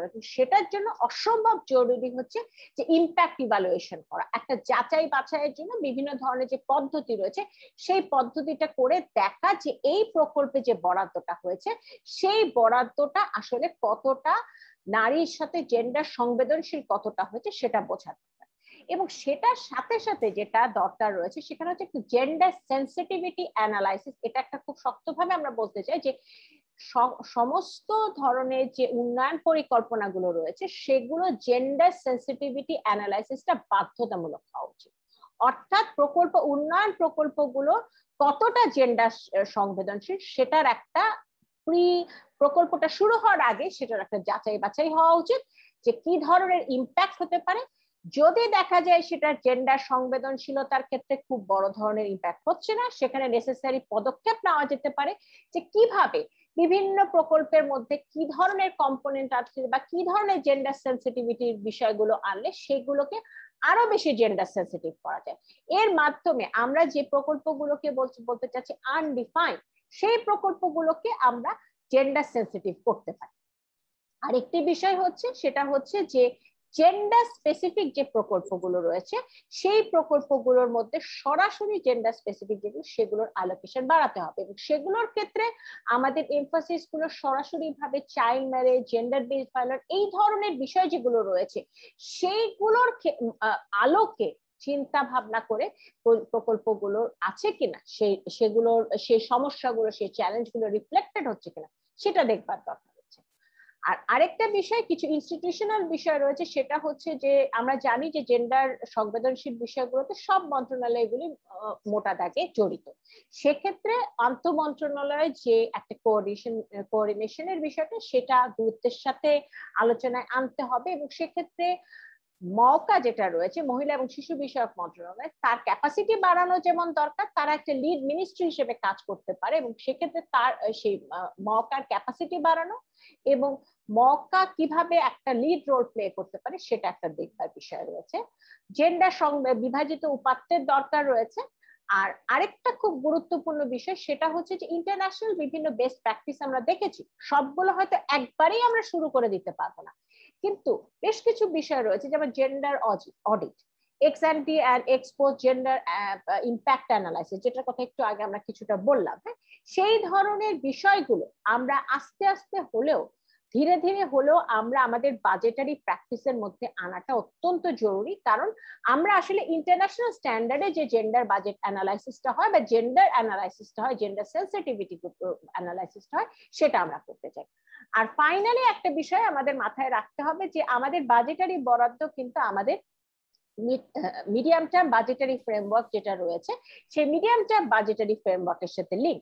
সুতরাং এখানে মিডিয়াম টার্ম বাজেটারি ফ্রেমওয়ার্কের একটা খুব সাবধানে একটা রিভিউ করবার দরকার রয়েছে এবং দেখার দরকার রয়েছে মিডিয়াম টার্ম বাজেটারি ফ্রেমওয়ার্ক কতটা জেন্ডার সংবেদনশীল, অর্থাৎ শুধু জেন্ডার বাজেট এক বছরের জন্য না, মিডিয়াম টার্ম বাজেটারি ফ্রেমওয়ার্কে কিন্তু অ্যানালাইসিস গুলো আছে মন্ত্রণালয়গুলোতে এবং বেশ সুন্দর অ্যানালাইসিস গুলো আছে, এগুলোকে আরো পরিমার্জনা করা যেতে পারে এবং দেখা যেতে পারে এই যে মিডিয়াম টার্ম বাজেটারি ফ্রেমওয়ার্কের যে আলোচনার কথা বলা হচ্ছে সেটা আসলে কতটা আমাদের জেন্ডার সংবেদনশীল বাজেটটা আনবার ক্ষেত্রে কিভাবে কাজ করতে পারে এবং সেখানে আমরা কি কি ধরনের পরিবর্তন আসলে আনার দরকার রয়েছে সেগুলো নিয়ে বিচার বিশ্লেষণ করার দরকার রয়েছে। এবং যেটা আমরা বললাম যে মিনিস্ট্রি অফ ফাইন্যান্সের আন্ডারে যে সেলটা হবে সেখানে জেন্ডার এক্সপার্টরা এখানে মতামত দিতে পারেন এবং সেই মতামতগুলো নিয়ে জেন্ডার বাজেট এবং এমটিবিএ সেই দুটোতেও কিন্তু এটার প্রতিফলন যদি হয় তাহলে আমরা বলতে পারি যে আমাদের যে মূল অভিষ্ট লক্ষ্য যে নারীর ক্ষমতায়ন এবং নারী পুরুষের একটা সমতা আনা, সেক্ষেত্রে আমরা যে আমাদের যে অগ্রযাত্রা বা যে যাত্রাটা আমাদের সেই যাত্রাটার ক্ষেত্রে আমরা কিছুটা আগাতে পারবো এবং সেক্ষেত্রে যে চ্যালেঞ্জগুলো আমরা দেখেছি সেই চ্যালেঞ্জগুলো আমরা কিছুটা হলেও আমরা হয়তো ওভারকাম করে আমাদের যে যে জায়গাগুলোতে সমস্যা রয়েছে, গ্যাপ রয়েছে, সেগুলো আইডেন্টিফিকেশনের মাধ্যমে শেষের জায়গাগুলোতে আলাদাভাবে গুরুত্ব দিয়ে বরাদ্দটা বাড়ানো, নীতি পরিকল্পনায় আনানোর বিষয়টা, সেই বিষয়টা আমরা এখানেই শেষ করছি। আমি আপনাদের কাছ থেকে আরো বেশ কিছু আলোচনা পাবো এবং আমরা আমাদের যে সুপারিশ করে সেটা সমৃদ্ধ করতে পারবো সেটা আশা করছি। ধন্যবাদ। ধন্যবাদ বিদিশা ম্যাডামকে এই গবেষণা প্রবন্ধটি উপস্থাপন করার জন্য। এ পর্যায়ে আমি প্যানেল আলোচনার জন্য আমন্ত্রণ জানাতে চাচ্ছি। আমাদের সাথে উপস্থিত আছেন সেলিমা আহমেদ, তিনি সংসদ সদস্য, মাননীয় সংসদ সদস্য এবং সভাপতি Bangladesh women chamber of commerce and industries. আমরা তার কাছ থেকে এই যে নীতি নির্ধারণী পর্যায়ে যে এই যে নারীদের যে একটি অবস্থানের জায়গা এবং বাংলাদেশের জেন্ডার সংবেদনশীল বাজেট, যেটি অত্যন্ত গুরুত্বপূর্ণ একটি নীতির যে বাস্তবায়ন বা একটি নীতি, সেই জায়গাগুলো নিয়ে আমরা তার কাছ থেকে একটু আলোচনা শুনতে চাইব। ধন্যবাদ সবাইকে। সানেম এবং বাংলাদেশ মহিলা পরিষদের উদ্যোগে আজকের যে ওয়েবিনার করা হয়েছে অত্যন্ত গুরুত্বপূর্ণ একটি বিষয়, যেটা নিয়ে নারী আন্দোলনের সাথে যারা জড়িত তারা অনেকদিন ধরে কাজ করে এসেছে। আজকে এখানে প্রথমে আমি সাইমা হক বিদিশা, ওনাকে ধন্যবাদ জানাই যে আসলে ওনার এত সুন্দরভাবে বলার পরে আমাদের খুব কিছু বলার আছে কিনা আমি জানি না, এবং সানেমের সেলিম রায়হান ভাই এবং এখানে উপস্থিত যারা আছেন জনাব Sharizul Noor Chowdhury, joint secretary ministry of finance, doctor Sharmin Nilmi, miss Sabanja Chowdhury, doctor Saima Haque Bidisha তো বললই, ইরশাদ শারমিন, এবং মহিলা পরিষদের সভাপতি ডক্টর ফজলিয়া মুসলিম, এবং সবাই যারা আছে সবাইকে আমি সালাম এবং শুভেচ্ছা জানাচ্ছি। এত ডিটেইল একটি আলোচনার পরে আসলে খুব বেশি কিছু বলার থাকে না। বাংলাদেশ সরকার কিন্তু আপনি দেখবেন যে নারী আন্দোলনের অনেক দিনের দাবি ছিল জেন্ডার একটা বাজেটিং এর, এবং আমরা দেখতে পেরেছি যে 4টি মন্ত্রণালয় থেকে শুরু করে একটি 43টি মন্ত্রণালয় কিন্তু সেই জেন্ডার বাজেটিং এর যে প্রসেসটা আছে সেই জায়গাটাই কিন্তু কাজ করছে। কিন্তু সবচেয়ে বড় যেটা আমি যেটা বুঝি বা উপলব্ধি করি যে যেটা আমাদের পেপার প্রেজেন্টেশন করলো সাইমা হক বিদিশা, তিনিও বলেছেন যে পরিবীক্ষণটা এবং মূল্যায়ন করাটা। সো আমাদের সেই মনিটরিং অ্যান্ড এভালুয়েশনটা অত্যন্ত জরুরি। আমি যেহেতু একটি সাংসদ হিসেবে কাজ করছি, আমি আমার যে এলাকাটা নির্বাচিত এলাকা একেবারে গ্রামের মধ্যে, তো আমি যদি সেখানে তৃণমূলের সেই নারীগুলিকে দেখতে পাই, সেই জায়গাগুলিতে আমি যদি দেখতে পাই যে তাদের অবস্থানটা কি, তাদের নিরাপত্তাটা কতটুকু আছে, তাদের রাস্তাঘাটে চলার যে একটা নারীর সহায়ক পরিবেশ সেটা আছে কিনা, স্কুলে যখন যায় সেই স্কুলে যাবার মতন পরিবেশটা তার আছে কিনা, তারা যখন দৈনন্দিন কাজগুলি করে, কারণ আমি দেখি যে বেশিরভাগই নারীরা, আমাদের ওখানে নদী আছে, নদীর মধ্যে যে তারা গোসল করে, সেখানে কাপড় ধোয় এবং অনেক দূর পর্যন্ত হেঁটে যায়, অনেক দূর পর্যন্ত হেঁটে আসে, এখনো কিন্তু এটা হচ্ছে। তো সেই যে নারীর যে অনেক সময় যে বিভিন্ন জায়গায় অপচয় হচ্ছে, যেটাকে আমরা যদি আমাদের সরকার কিন্তু সবসময় চাচ্ছে উন্নয়ন, এবং সরকার কিন্তু বলছে, মাননীয় প্রধানমন্ত্রী যে কথাটা বলছেন যে গ্রাম হবে শহর, আমি এই কথাটাই নিয়ে আসছি এই জন্য যে গ্রাম হবে শহর বলতে কি বোঝাচ্ছে, যে এখানে সুবিধাগুলি পাবে এবং সুবিধাগুলির মধ্যে নারীও সেই সুবিধাগুলি পাবে, কিন্তু আমি একটা গ্রামের নারীকে কিন্তু সেই সুবিধা দেখতে পাই না। এবং সবচেয়ে বেশি যেটা আমার কাছে মনে হয় যে নারীর যে কথাটাই আলোচকও বলেছেন এবং অন্যরাও বলেছেন যে আমরা কি বাল্য বিবাহ কি আমরা বন্ধ করতে পেরেছি কিনা, মানে 18 বছরের নিচে 18 বছর পার হওয়ার পরে আমরা কি সেটা বাস্তবায়ন হয়েছে কিনা। বেশিরভাগই কিন্তু 14, 15, 16-র মধ্যে বিয়ে হয়ে যাচ্ছে। এবং এটাও আমরা দেখেছি যে যেমন আমার হোমনা তিতাস, তারা কিন্তু কুমিল্লাতে যে আবার এফিডেভিট করে তারা কিন্তু বয়সটাকে চেঞ্জও করছে, এরকমও কিন্তু আছে উদাহরণ। এখন কথা হচ্ছে যে এখানে একটা বড় জায়গা হচ্ছে যে দুটো জায়গা, সরকার মানে একটা রাজনৈতিক দল যে সরকার গঠন করে, তাদের কিন্তু কমিটমেন্ট অনেক জনগণের সাথে, তাদের কিন্তু কমিটমেন্ট নারী পুরুষের ক্ষমতায়ন হোক বা নারী পুরুষ সমান অধিকার হোক, কারণ তাদের একটি পলিটিক্যাল কমিটমেন্ট আছে। কিন্তু আমরা যারা সরকারের কর্মকর্তারা আছে তারা কতটুকু জেন্ডার সেন্সিটিভ, কারণ আমরা কিন্তু পলিসি মেকার এবং বাস্তবায়ন করে কিন্তু তারা। এবং অনেক কিছু আমরা দেখতে পাই যে দুর্নীতির কারণে আপনি একটা আইন শৃঙ্খলায় যারা আছে বা আমাদের প্রশাসনের যারা আছে, তারা কিন্তু দুর্নীতির কারণে ওই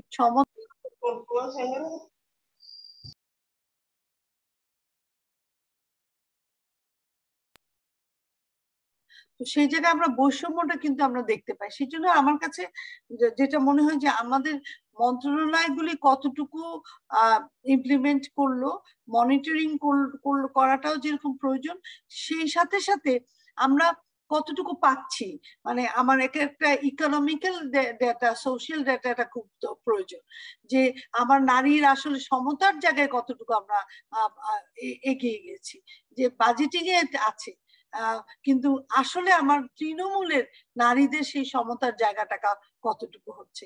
কারণ আমার শিক্ষার জায়গাটায় আমি তো দেখতেই পাচ্ছি যে মেয়েরা অনেক বেশি এনরোলড হচ্ছে প্রাথমিক শিক্ষার জায়গায়, কিন্তু তারপরে কি হচ্ছে, ইন্টারমিডিয়েটের সময় কি হচ্ছে, বিশ্ববিদ্যালয়ের জায়গায় কি হচ্ছে, তারপর বিবাহিত জীবনের পরে সেই নারীটার কি হচ্ছে, সেই জায়গাটা কিন্তু আমি মনে করি সমতার সবচেয়ে বড় জায়গা।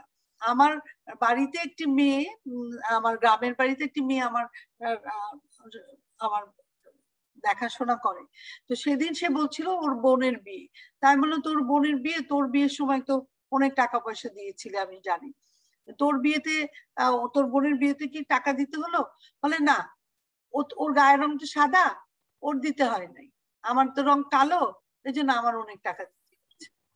সুতরাং বৈষম্য সাদা কালো একটা দিয়ে কিন্তু আমরা কিন্তু অনেক বড় বৈষম্যর একটা চিত্র এখানে দেখতে পাই। সুতরাং নারীকে আমরা সমতার জায়গায় অনেক বাংলাদেশ নিয়ে এসেছে মাননীয় প্রধানমন্ত্রী জননেত্রী শেখ হাসিনা। আমরা যখনই নারীর উন্নয়নের ব্যাপারে তার কাছে গিয়েছি, তিনি কিন্তু আমরা দেখেছি না তো বলেনি, বরঞ্চ সবসময় হ্যাঁ বলেছেন এবং সেটাকে বাস্তবায়ন করার কথা চিন্তা করেছেন। আজকে ওনার জন্মদিন, সুতরাং আমি ওনাকেও এই এই আমাদের এই প্ল্যাটফর্মের মাধ্যমে শুভেচ্ছা জানাই। কিন্তু আমার যেটা হচ্ছে যে একজন প্রধানমন্ত্রী সব চাইলেই তো হবে না। আমাদের যে এই রাষ্ট্রযন্ত্র আগুলি আছে তারা কিন্তু অনেক সময় যান্ত্রিক হয়ে যায় পুরুষ এবং নারীর ব্যবধানের বৈষম্য কমার ব্যাপারে। তো সেইটাকে আমার মনে হয় যে আমাদের আরো বেশি পর্যবেক্ষণ করতে হবে। আর বাংলাদেশ মহিলা পরিষদ আমার মনে হয় যে আপনারা যেরকম সোচ্চার অনেক ছিলেন, আমি জানি না আমি রাজনীতিতে জড়িত হওয়াতেই কি আমি দেখছি না কিনা, আরো বেশি মনে হয় যে সোচ্চার আপনাদের আরো বেশি হতে হবে। এবং এসডিজি গোলের আমরা 5টা তো জানি, কিন্তু সব 17টা গোলের যে ক্রস কাটিং জায়গাটা আছে সেখানে কতটুকু আমাদের নারীদেরকে আমরা দেখতে পাচ্ছি, সেটা কিন্তু অনেক প্রয়োজন আছে। নারীরা যথেষ্ট এগিয়ে গেছে আমাদের ইন্ডেক্সে, আমরা জেন্ডার ইন্ডেক্স গ্যাপেও আমরা দেখতে পাচ্ছি, কিন্তু তৃণমূলের এখনো গ্রামের নারীরা যৌতুকের জন্য এখনো নারীরা তার নিজের ভয়েস যেটা বলা হয় সেটা কিন্তু এখনো সেভাবে আওয়াজ তুলতে পারে না। এখনো নারীরা নির্যাতিত হয়, এখনো সমান অধিকারের জায়গাটা কিন্তু অনেক পিছিয়ে আছে। সেজন্য আজকের এটার মাধ্যমে আমি বলতে চাই যে আমাদের এই জেন্ডার বাজেটিংটা ইমপ্লিমেন্টেশন এন্ড মনিটরিং, যেটা আমাদের প্রেজেন্টারও বলেছেন, সেই জায়গাটাকেই আমরা যেন সবাই বেশি করতে থাকি। আর আমাদের আন্দোলনগুলির মধ্যে আমার মনে হয় তৃণমূলে যে কথা বলা অনেক প্রয়োজন আছে। আজকে যেটা আমরা করলাম, এটা যদি এরকম ভাবে আমরা প্রতিটি উপজেলায় যে আমরা এগুলি নিয়ে আওয়াজ তুলি, কথা বলি, তখনই মনে হয় যে আমাদের এই জেন্ডার বাজেটিং এর বাস্তবায়নগুলি হওয়া অনেক বেশি সুগম হোক। নারী পুরুষের সমতা হোক, আমরা বাংলাদেশকে এগিয়ে নিয়ে যাব মধ্যয়ের দেশে, এবং সেটা একমাত্র সম্ভব যখন আমরা নারীদের সমান অধিকার দেখতে পারবো। সবাইকে ধন্যবাদ। জয় বাংলা, জয় বঙ্গবন্ধু, বাংলাদেশ চিরজীবী। ধন্যবাদ সেলিমা আহমেদ আপাকে। তিনি নারীর যে সার্বিক ক্ষমতায়নের জায়গা এবং কিভাবে নারীর যখন আমরা উন্নয়নের কথা বা ক্ষমতায়নের কথা বলি, সেটি যে সর্বস্তরের নারীর জন্য তার অর্থটি যে এক নয়, এবং এই বিষয়গুলো যে আমাদের যে জেন্ডার সংবেদনশীল বাজেটের যে বিশ্লেষণ এবং মূল্যায়নে বা ভবিষ্যতে আমাদের যে জেন্ডার বাজেট যখন আমরা করি সেই জায়গাগুলোতে উঠে আসতে হবে, সেই বিষয়টি খুব সুন্দরভাবে আমাদের সামনে উপস্থাপন করেছেন।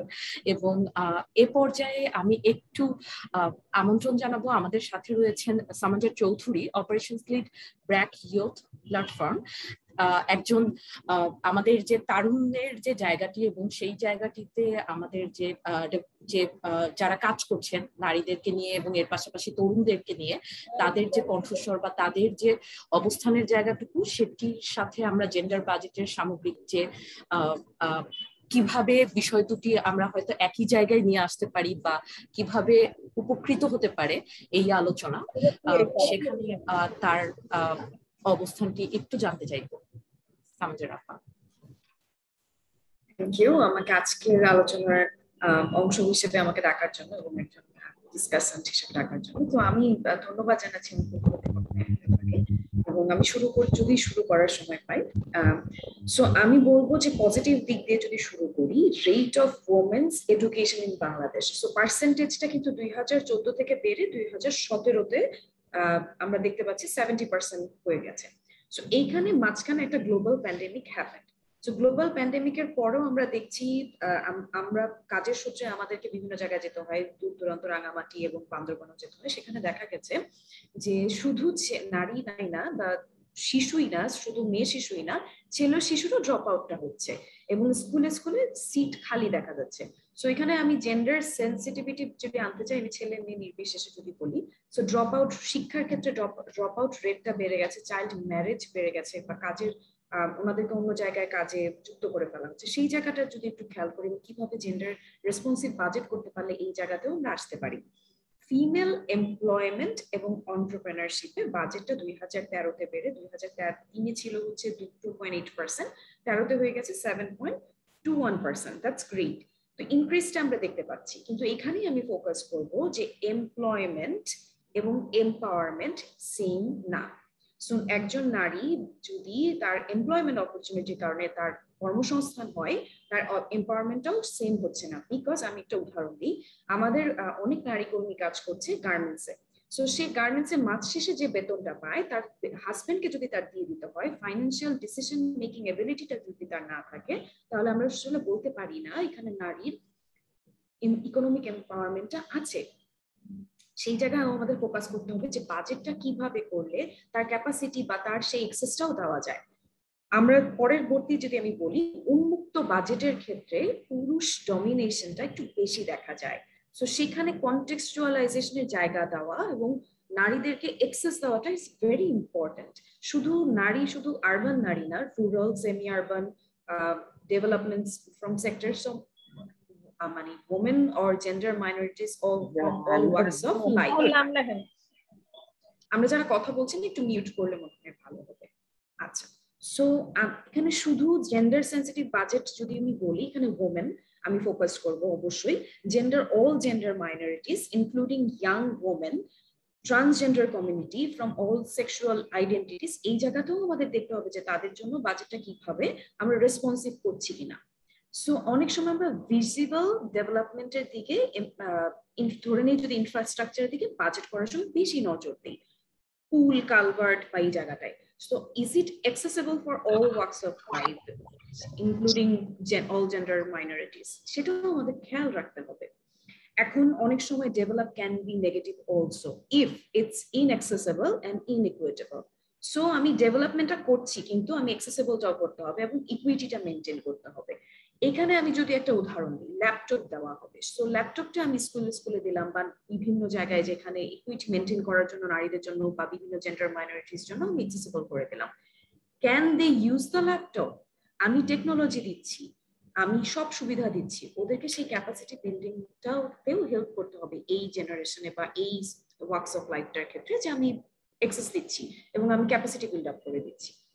এবং ডিজিটাল ডিভিশনটা নিয়ে আমরা কথা বলেছি, এবং এখানে ডিজিটাল ডিভিশনের ক্ষেত্রে খেয়াল রাখতে হবে we can give voices to the voiceless communities, all the women including rural women, also all the gender minorities, transgender communities. So এই জায়গাটাতে আমরা যাতে ভয়েস দিতে পারি তাদেরকে, সেই ক্ষেত্রে আমরা কাজ করছি কিনা। আমার পরবর্তী পয়েন্টে আমি আসলে ফোকাস করব যে ডিজাইন থিঙ্কিং, হিউম্যান সেন্টার্ড ডিজাইনটা নিয়ে আসা while we are doing the budget. So অনেক সময় imposed prescription without the real world contextualization is not good. So আমি imposed prescription করে দিচ্ছি আগেই, রোগ নির্ণয় করে, বা যে আমি যার জন্য এই বাজেটটা করছি তাকে এই প্রসেসের অন্তর্ভুক্ত করে তারপরে আমরা নিয়ে আসি যদি বাজেটটা, সেক্ষেত্রে আরো বেশি রেসপন্সিভ হবে। নেক্সটে আমি যে পয়েন্টটা আসলে ইনক্লুড করতে চাচ্ছি, এখানে বলা হয়েছে, আমাদের পূর্ববর্তী বক্তারাও বলেছেন, মনিটরিং এর ব্যাপারটা ইয়ে করতে বা গুরুত্ব দিতে। সো মনিটরিং এবং রিভিউ করা, যে যেই প্রজেক্টগুলো শেষ হয়ে গেছে কোনটা ভালো ছিল, কোনটা করলে ভালো হবে, ইমপ্রুভমেন্ট এরিয়া কি হতে পারে, সেটা অ্যানালাইসিস করাটা ভেরি ইম্পর্টেন্ট। এবং জেন্ডার পার্সপেক্টিভ আনা, জেন্ডার অডিটিং করাটা আমার মনে হয় এখানে একটা ভালো দিক হতে পারে। এবং ডেটা এবং ডকুমেন্টেশনটা, আমরা যদি ডেটা ভিজুয়ালাইজেশন এবং ডকুমেন্টেশনে কাজ করি এবং এটা বিভিন্ন মন্ত্রণালয় বা respective civil society organisation, youth led অর্গানাইজেশনদেরকে দিয়ে দিই, সেক্ষেত্রে আমাদের ক্ষেত্রেও সুবিধা হবে কাজ করার জন্য। এবং আমি অনেকদিন ধরে কাজ করছি এবং ইউথদেরকে নিয়ে বেশি কাজ করার অভিজ্ঞতা। সো যেই আমি ওই জায়গা থেকে আমি যদি ফোকাস করি, নারী ইউথ যদি ইয়াং ওমেন নিয়ে কাজ করতে হয়, তাদেরকে ইকুইটিটা দেওয়ার জন্য, সেই অপরচুনিটি দেওয়ার জন্য আমাদের একটু এক্সট্রা মাইল হাঁটতে হয়, and that we need to do it. Because হয়তো আজকে একজন ছেলে যেভাবে চলে আসবেন বা যেভাবে আমার প্রোগ্রামে পার্টিসিপেন্ট হয়ে যাবেন, একজন নারীর ক্ষেত্রে বিভিন্ন বাধা পার হতে হয়, তাকে তার এই বাধাটা স্মুথ করে দেওয়ার জন্য বাজেটারি ইমপ্লিকেশনে যত রকমের স্টেপ নেওয়া উচিত সেটা খেয়াল রাখতে হবে যে আমি নিতে পারছি কিনা। সো সে এই এক্সেসটা আমার কাছে করতে পারছে কিনা, এক্সেসটা দেওয়ার জন্য কি মেনটেন করতে হবে। সো যদি প্রয়োজন হয় 50-50% আমি দিতে পারছি কিনা এক্সেসটা। সো আমি এই বলে বক্তব্যটা শেষ করবো, এবং এগেইন ধন্যবাদ সানেমকে এবং বাংলাদেশ মহিলা পরিষদ আজকে এই জায়গাটাকে দেওয়ার জন্য, youth perspective as a young women add করার জন্য অসংখ্য ধন্যবাদ।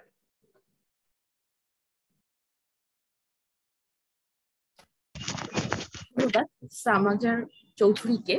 এ পর্যায়ে আমি আমন্ত্রণ জানাচ্ছি শর্মিন্দর নীলর্মী, শিক্ষক, অর্থনীতি বিভাগ, জাহাঙ্গীরনগর বিশ্ববিদ্যালয় এবং কেন্দ্রীয় কমিটির সদস্য, বাংলাদেশ মহিলা পরিষদকে তার আলোচনাটুকু নিয়ে আসার জন্য। সকলকে শুভেচ্ছা। আমি সানেম এবং বাংলাদেশ মহিলা পরিষদকে বিশেষভাবে ধন্যবাদ জানাচ্ছি আমাকে আমন্ত্রণ জানানোর জন্য। এবং আজকের যে মূল প্রবন্ধ ডক্টর বিদিশা যেটা প্রেজেন্ট করেছেন সেটা অত্যন্ত তথ্য সমৃদ্ধ ছিল। এবং সবচেয়ে বড় কথা হচ্ছে এটা আমাদের যে জেন্ডার বাজেটের যে অনুশীলন আমরা গত 10-12 বছর ধরে একেবারে একাডেমিক ডিসকোর্সে করে আসছি, সেটার একেবারে একটা সুনির্দিষ্ট তথ্য সন্নিবেশ করে এক ধরনের বিশ্লেষণ ছিল, যেটা খুবই গুরুত্বপূর্ণ। ঠিক গতের বাইরে গিয়ে সুনির্দিষ্ট তথ্যের ভিত্তিতে বিশ্লেষণটা অনেক সময় আমাদের হয়ে ওঠে না, যেটা খুবই কাজের হয় আর কি। আমি মনিটরিং ইভ্যালুয়েশনের কথা এবং সেই ক্ষেত্রে গ্লোবাল গুড প্র্যাকটিসেস এর মধ্যে ওইসিডির যে পোস্ট অ্যান্টে এবং এক্সট্যান্টে যে প্র্যাকটিসেস গুলো রয়েছে সেগুলোর কথা বলা হয়েছে। এবং অবশ্যই সরকারের যে রাজনৈতিক একটা অ্যাপেটাইট থাকতে হয়, পলিটিক্যাল উইল থাকতে হয় যে এই ধরনের যে রেকমেন্ডেশন গুলো আসবে, যে গ্লোবাল গুড প্র্যাকটিসেস গুলো গ্রহণ করবার ক্ষেত্রে যে পলিটিক্যাল উইল গুলো সামনে থাকতে হয়। আমাদের মাননীয় এমপি মহোদয়ের বক্তব্যে যেমন সেটা স্পষ্ট, বিদিশাও কিন্তু সেটা খুব স্পষ্টভাবে বলেছেন এবং ডক্টর সেলিম রায়হানও খুব স্পষ্টভাবে বলেছেন যে সরকারের সাথে কাজ করতে গিয়ে এবং সরকারের বিভিন্ন ডকুমেন্ট কিন্তু সেই রেসপন্সিভনেসটা প্রকাশ করে থাকে। এই কমিটমেন্ট, পলিটিক্যাল উইল সত্ত্বেও আমাদের কোন কোন জায়গায় আসলে জেন্ডার বাজেটের আরো যে উন্নয়ন, জেন্ডার বাজেট আরো কতটা এফেক্টিভলি কার্যকর ভাবে আমরা করতে পারি, সেই জায়গায় যদি আলোচনাটা আমি নিয়ে আসতে চাই, খুব সংক্ষেপে আমি বলবো মনিটরিং ইভ্যালুয়েশনের বাইরে গিয়ে আমার অভিজ্ঞতায় আমি জলবায়ু পরিবর্তনের যে বাজেটটা হচ্ছে বাংলাদেশে গত 4 বছর ধরে, তার মধ্যে জলবায়ু পরিবর্তন জনিত যে অ্যাকশন গুলো আছে ফাইন্যান্সিং এর ক্ষেত্রে, সেই ফাইন্যান্সিং এ জেন্ডার রেসপন্সিভ বাজেটিং আমি কিভাবে শনাক্ত করতে পারবো, সেই কাজটা যখন করেছি তখন কয়েকটা জিনিস খুব গুরুত্বের সাথে আমাদের উপলব্ধি হয়েছে, যেটা হচ্ছে সেক্স ডিসএগ্রিগেটেড ডেটা। আমাদের একেবারেই সেক্স ডিসএগ্রিগেটেড ডেটা ন্যাশনাল লেভেলে অনুপস্থিত। বিশেষ কিছু ক্ষেত্রে আছে, যেমন এডুকেশন, হেলথ, সোশ্যাল সেক্টর যেগুলোকে আমরা বলি, আমরা মনে করছি যে যেগুলো সোশ্যাল সেক্টরে নারীদের সাথে সম্পৃক্ততা বেশি, খুবই গুরুত্বপূর্ণ এবং সেগুলো খুবই কার্যকর, এটা স্বীকার করেই বলছি যে আমরা যদি মেইন স্ট্রিমিং এর কথা বলি তাহলে আমাদের শুধু সোশ্যাল সেক্টর না, ধরেন যেগুলোকে আমরা আপাতভাবে নারীর নিরপেক্ষ বলে মনে করছি, যেমন এনার্জি সেক্টরে হার্ডকোর মিটিগেশনে আমার গ্রিন হাউস গ্যাস এমিশন কমাতে হবে, সেই ক্ষেত্রে আমার কি শুধু কুকিং স্টোভের মধ্যে থাকলে হবে না, আমার নারীর স্টেরিওটাইপ যে কাজ আছে সেইটার বাইরে গিয়ে নারীকে এন্টারপ্রেনিয়র হিসেবে আসতে পারেন এই মিটিগেশন এফোর্টে। আমার গ্রিন গ্রোথে নারীর এমপ্লয়মেন্ট কিভাবে হতে পারে, গ্রিন গ্রোথে এই এমপ্লয়মেন্ট তৈরিতে সেটা ফাইন্যান্সিং কিভাবে হতে পারে, সেইটা আমার ক্লাইমেট বাজেটের মধ্যে কতটুকু সম্পৃক্ত হতে পারে। আমি একটা ওয়াটার রিসোর্সে ইনফ্রাস্ট্রাকচার তৈরি করছে, তার ম্যানেজমেন্টের ক্ষেত্রে, তার এই ইনফ্রাস্ট্রাকচার তৈরির ক্ষেত্রে আমি নারীর সক্ষমতাকে কিভাবে ব্যবহার করতে পারি, এই জায়গাগুলো এবং এই জায়গাগুলোর সূত্র ধরে যে সেক্স ডিসএগ্রিগেটেড ডেটা, কারণ জিআইএস ম্যাপিং আমরা মনে করি যে খুবই জেন্ডার নিউট্রাল একটা কম্পোনেন্ট, আসলে তা না। আপনি যদি মোবিলিটি ধরেন, আপনি যদি একটা ক্লাইমেট হটস্পট বলেন, আপনি যদি ক্লাইমেট ভালনারেবল গ্রুপ খুঁজতে চান, আপনাকে কিন্তু এই GIS gender responsive GIS mapping করতে হবে এবং এই জিনিসগুলোর আমাদের অভাব রয়েছে। তো এইখানে এগোনোটা খুব জরুরি। আমি সব শেষে আমি বলেছি যে খুব সংক্ষেপে বলার চেষ্টা করব, কারণ অনেক কথা আমরা খুবই কার্যকর ভাবে এখানে এসেছে এবং শুনেছি। আমাদের একটা ডিপিপি ম্যানুয়াল আছে, আমাদের ডেভেলপমেন্ট প্রজেক্ট প্রফর্মা, যেটার ভিত্তিতে সরকারি কর্মকর্তাগণ একটা ডেভেলপমেন্ট প্রজেক্ট দাঁড় করান, এবং এই ডিপিপি ম্যানুয়ালে কিভাবে জলবায়ু পরিবর্তনের বিষয়টা অন্তর্ভুক্ত করতে হবে, কিভাবে নারী এবং দারিদ্র্য, জেন্ডার এন্ড পভার্টি ইনক্লুসিভ হবে এই ডিপিপি, এটার ম্যানুয়াল কিন্তু করা আছে 2013-তে। আপনারা যদি জিডি তে খোঁজ করেন তাহলে পাবেন এগুলো, এবং এগুলো আপডেট করবার জন্য আমাদের বিভিন্ন স্ট্র্যাটেজি এবং 8-5 ইয়ার প্ল্যানেও সেগুলো বলা আছে। আমার অভিজ্ঞতায় বলে যে আমরা যখন মনিটরিং এন্ড ইভ্যালুয়েশন বলি, তখন এই ডিপিপি ম্যানুয়ালে কিন্তু কোয়ান্টিটেটিভ অনেক ইন্ডিকেটর দেয়া আছে, যার ভিত্তিতে আপনাকে মনিটরিং ফ্রেমওয়ার্ক দাঁড় করানো সম্ভব, আমরা করতে পারি। কিন্তু সরকারের অনেক কর্মকর্তা, আমি বলবো যে অধিকাংশ কর্মকর্তাই এই ডিপিপি ম্যানুয়ালে যে এই জেন্ডার এবং পভার্টির ইনক্লুসিভনেস এর এই যে ম্যানুয়ালটা, এটার খবরই কিন্তু ওনারা জানেন না, এবং এটা অনেক সময় ব্যবহৃত হয় না। অর্থাৎ আমার গভর্নমেন্ট কিন্তু প্ল্যানিং কমিশনের মাধ্যমে এই কাজটা করিয়েছেন, এবং আমি নিশ্চিত যে পরবর্তীতে তার এই খারাপ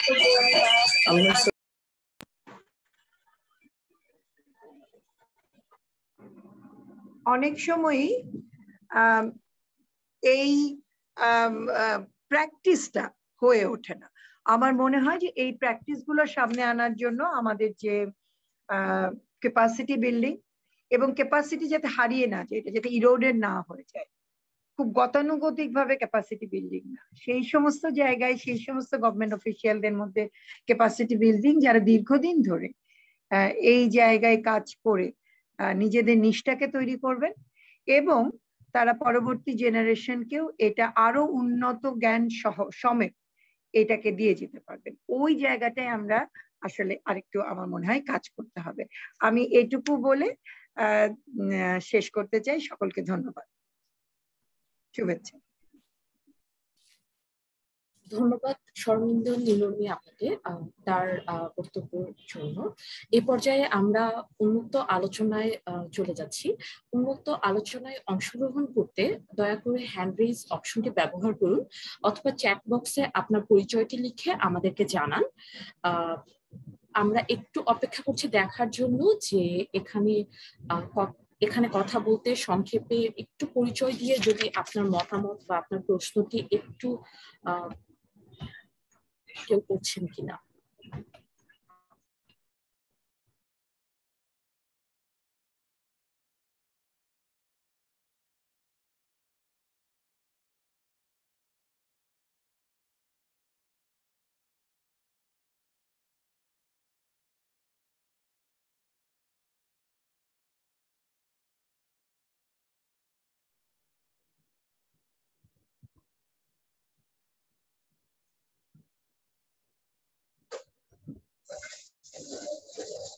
আমাদের সাথে যুক্ত হয়েছেন বাংলাদেশ সরকারের সাবেক একজন ব্যুরোক্র্যাট মাহবুবুল আলম।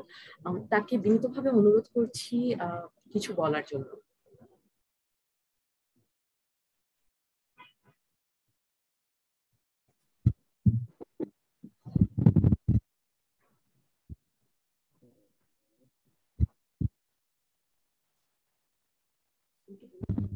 আসসালামু আলাইকুম, ধন্যবাদ আমাকে সুযোগ দেওয়ার জন্য। আমি শুনছিলাম ডক্টর বিদিশার উপস্থাপনা, এবং ইতিমধ্যে আলোচকগণ অনেকে কথা বলেছেন। তো সত্যি বলতে কি, সরকারের উদ্যোগের অভাব নেই। 2010-11 সাল থেকে জেন্ডার বাজেটিংটা সামনে এসেছে, এবং প্রতি বছর বাজেট ডকুমেন্টের সঙ্গে জেন্ডার বাজেটিং ডকুমেন্ট সাবমিট করা হচ্ছে পার্লামেন্টে, যার ফলে আমরা জানতে পাচ্ছি যে কত টাকা জেন্ডার বাজেটিং এ খরচ হচ্ছে, বিশেষ করে উইমেন ফোকাসড প্রজেক্ট গুলোতে খরচ হচ্ছে। তো ইতিমধ্যে অনেক আলোচক অত্যন্ত সুন্দর সুন্দর প্রস্তাবনা দিয়েছেন, আর বিশেষ করে ডক্টর বিদিশার রেকমেন্ডেশনে অনেকগুলো বিষয় এসে গেছে। তা আমি বিশেষভাবে একমত পোষণ করতে চাই দুটো বিষয়ের সাথে। একটা হচ্ছে যে budget monitoring, gender budget publication যেটা হচ্ছে, বিভিন্ন 43টা মিনিস্ট্রি জেন্ডার ফোকাসড প্রজেক্টে যে টাকা দিচ্ছে সেটা সঠিকভাবে ব্যয় হচ্ছে কিনা একটা স্ট্রং মনিটরিং মেকানিজম সেখানে থাকা দরকার। আর পাশাপাশি কোয়ালিটি অফ স্পেন্ডিং সেটা দেখার জন্য দরকার। বিশেষ করে মনিটরিংটা আমরা সবসময় দেখি যে এক পেশে বাজেট মনিটরিং হয়ে থাকে, বাজেটে টাকা বরাদ্দ হয়, খরচ হয়, এবং খরচটাকেই মানে প্রকল্পের সাফল্যের মাপকাঠি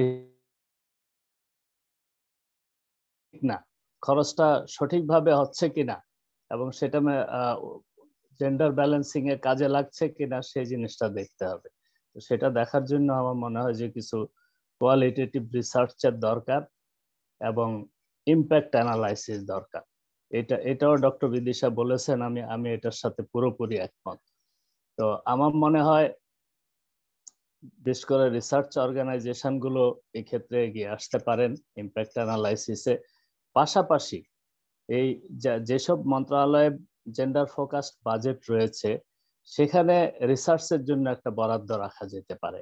এই রেকমেন্ডেশনটা আসতে পারে আজকের থেকে, ওয়েবিনার থেকে, যে জেন্ডার ফোকাসড বাজেট ইমপ্লিমেন্টেশন ঠিক মতো হচ্ছে কিনা সেটার ইমপ্যাক্ট অ্যানালাইসিসের জন্য মন্ত্রণালয়গুলো প্রয়োজনীয় বরাদ্দ রাখবে এবং তারা ইমপ্যাক্ট অ্যানালাইসিস গুলো আউটসোর্সিং এর মাধ্যমে বিভিন্ন রিসার্চ অর্গানাইজেশনকে দিয়ে এটা করাতে পারে এবং এর ফলে পলিসি ডাইরেক্টিভ আসতে পারে যে ইমপ্যাক্ট অ্যানালাইসিস করে তারা সিদ্ধান্ত নিতে পারবেন, মোর ইনফর্মড ডিসিশন নিতে পারবেন যে জেন্ডার ফোকাসড স্পেন্ডিংটা সেটা সঠিকভাবে যে উদ্দেশ্যে দেয়া হচ্ছে সেই উদ্দেশ্যে আসলে কাজে লাগছে কিনা। আর নারীর ক্ষমতায়নের কথা এসেছে, জেন্ডার বাজেটের মূল উদ্দেশ্য তো হচ্ছে আসলে নারীর ক্ষমতায়ন। তো সেই ক্ষমতায়নটা এখনো অনেক দূর যেতে হবে। নিঃসন্দেহে শিক্ষা ক্ষেত্রে একটা পার্সেন্টেজ আমরা অর্জন করেছি প্রাইমারি স্কুল, হাই স্কুলে, কলেজ লেভেলে, বিশ্ববিদ্যালয় বা টারশিয়ারি এডুকেশনে সেটা এখনো আরো অনেক দূর যেতে হবে। পাশাপাশি এই যে শিক্ষিত মেয়েরা বেরিয়ে আসছে এরা কোথায় যাচ্ছে সেটা নিয়েও রিসার্চ করা দরকার। আমি আমার পারিবারিক দিতে পারি যে আমার বোন ভাগ্নি মাস্টার্স করেছে কিন্তু এখন ওই স্বামীর ঘর করছেন, সন্তান। ধন্যবাদ মাহবুবুল আলম সাহেবকে, ধন্যবাদ জানাচ্ছি আমাদের সাথে যুক্ত হবার জন্য এবং তার কথাগুলো এবং তার যে মতামতের জায়গাটুকু তুলে ধরার জন্য। এ পর্যায়ে শোভা, দ্য বিজনেস ইনসাইডার, যদি সংক্ষেপে একটু আপনার প্রশ্নটি রাখেন। ধন্যবাদ আমাকে সুযোগ দেওয়ার জন্য। আমি যে প্রশ্নটা করতে চাচ্ছিলাম, আমরা বারবার আলোচনাতে একটা শব্দ শুনছি, সেটা হচ্ছে sensitivity, gender sensitivity, gender analysis, sensitivity. এই জায়গাটাকে যদি আরেকটু স্পেসিফিক করা যেত, বিষয়টা আমার কাছে অনেক বেশি নৈর্ব্যক্তিক মনে হচ্ছে যে কি আসলে কি বোঝাচ্ছে এটাকে? এটা কি বাল্যবিবাহ বোঝাচ্ছে, নাকি এডুকেশন থেকে ছিটকে পড়া বোঝাচ্ছে, অথবা তাদের বাজেটে তারা অর্থনৈতিক স্বাধীনতাটাকে বোঝাচ্ছে? মানে কোন জায়গাটাকে আসলে স্পেসিফাই করতে চায়? একটা কোনো নির্দিষ্ট জায়গাগুলোকে যদি আলাদা করে বলা যেত তাহলে হয়তো ব্যাপারটা বুঝতে আরো পরিষ্কার হতো সাধারণ মানুষের জন্য। Thank you. ধন্যবাদ। এ পর্যায়ে অনুরোধ করছি হানানা বেগমকে তার যদি প্রশ্নের জায়গাটি থাকে সেটি একটু করতে, এরপর আমরা একটু আমাদের উপস্থাপক বিদিশা আপার কাছে ফেরত যাব।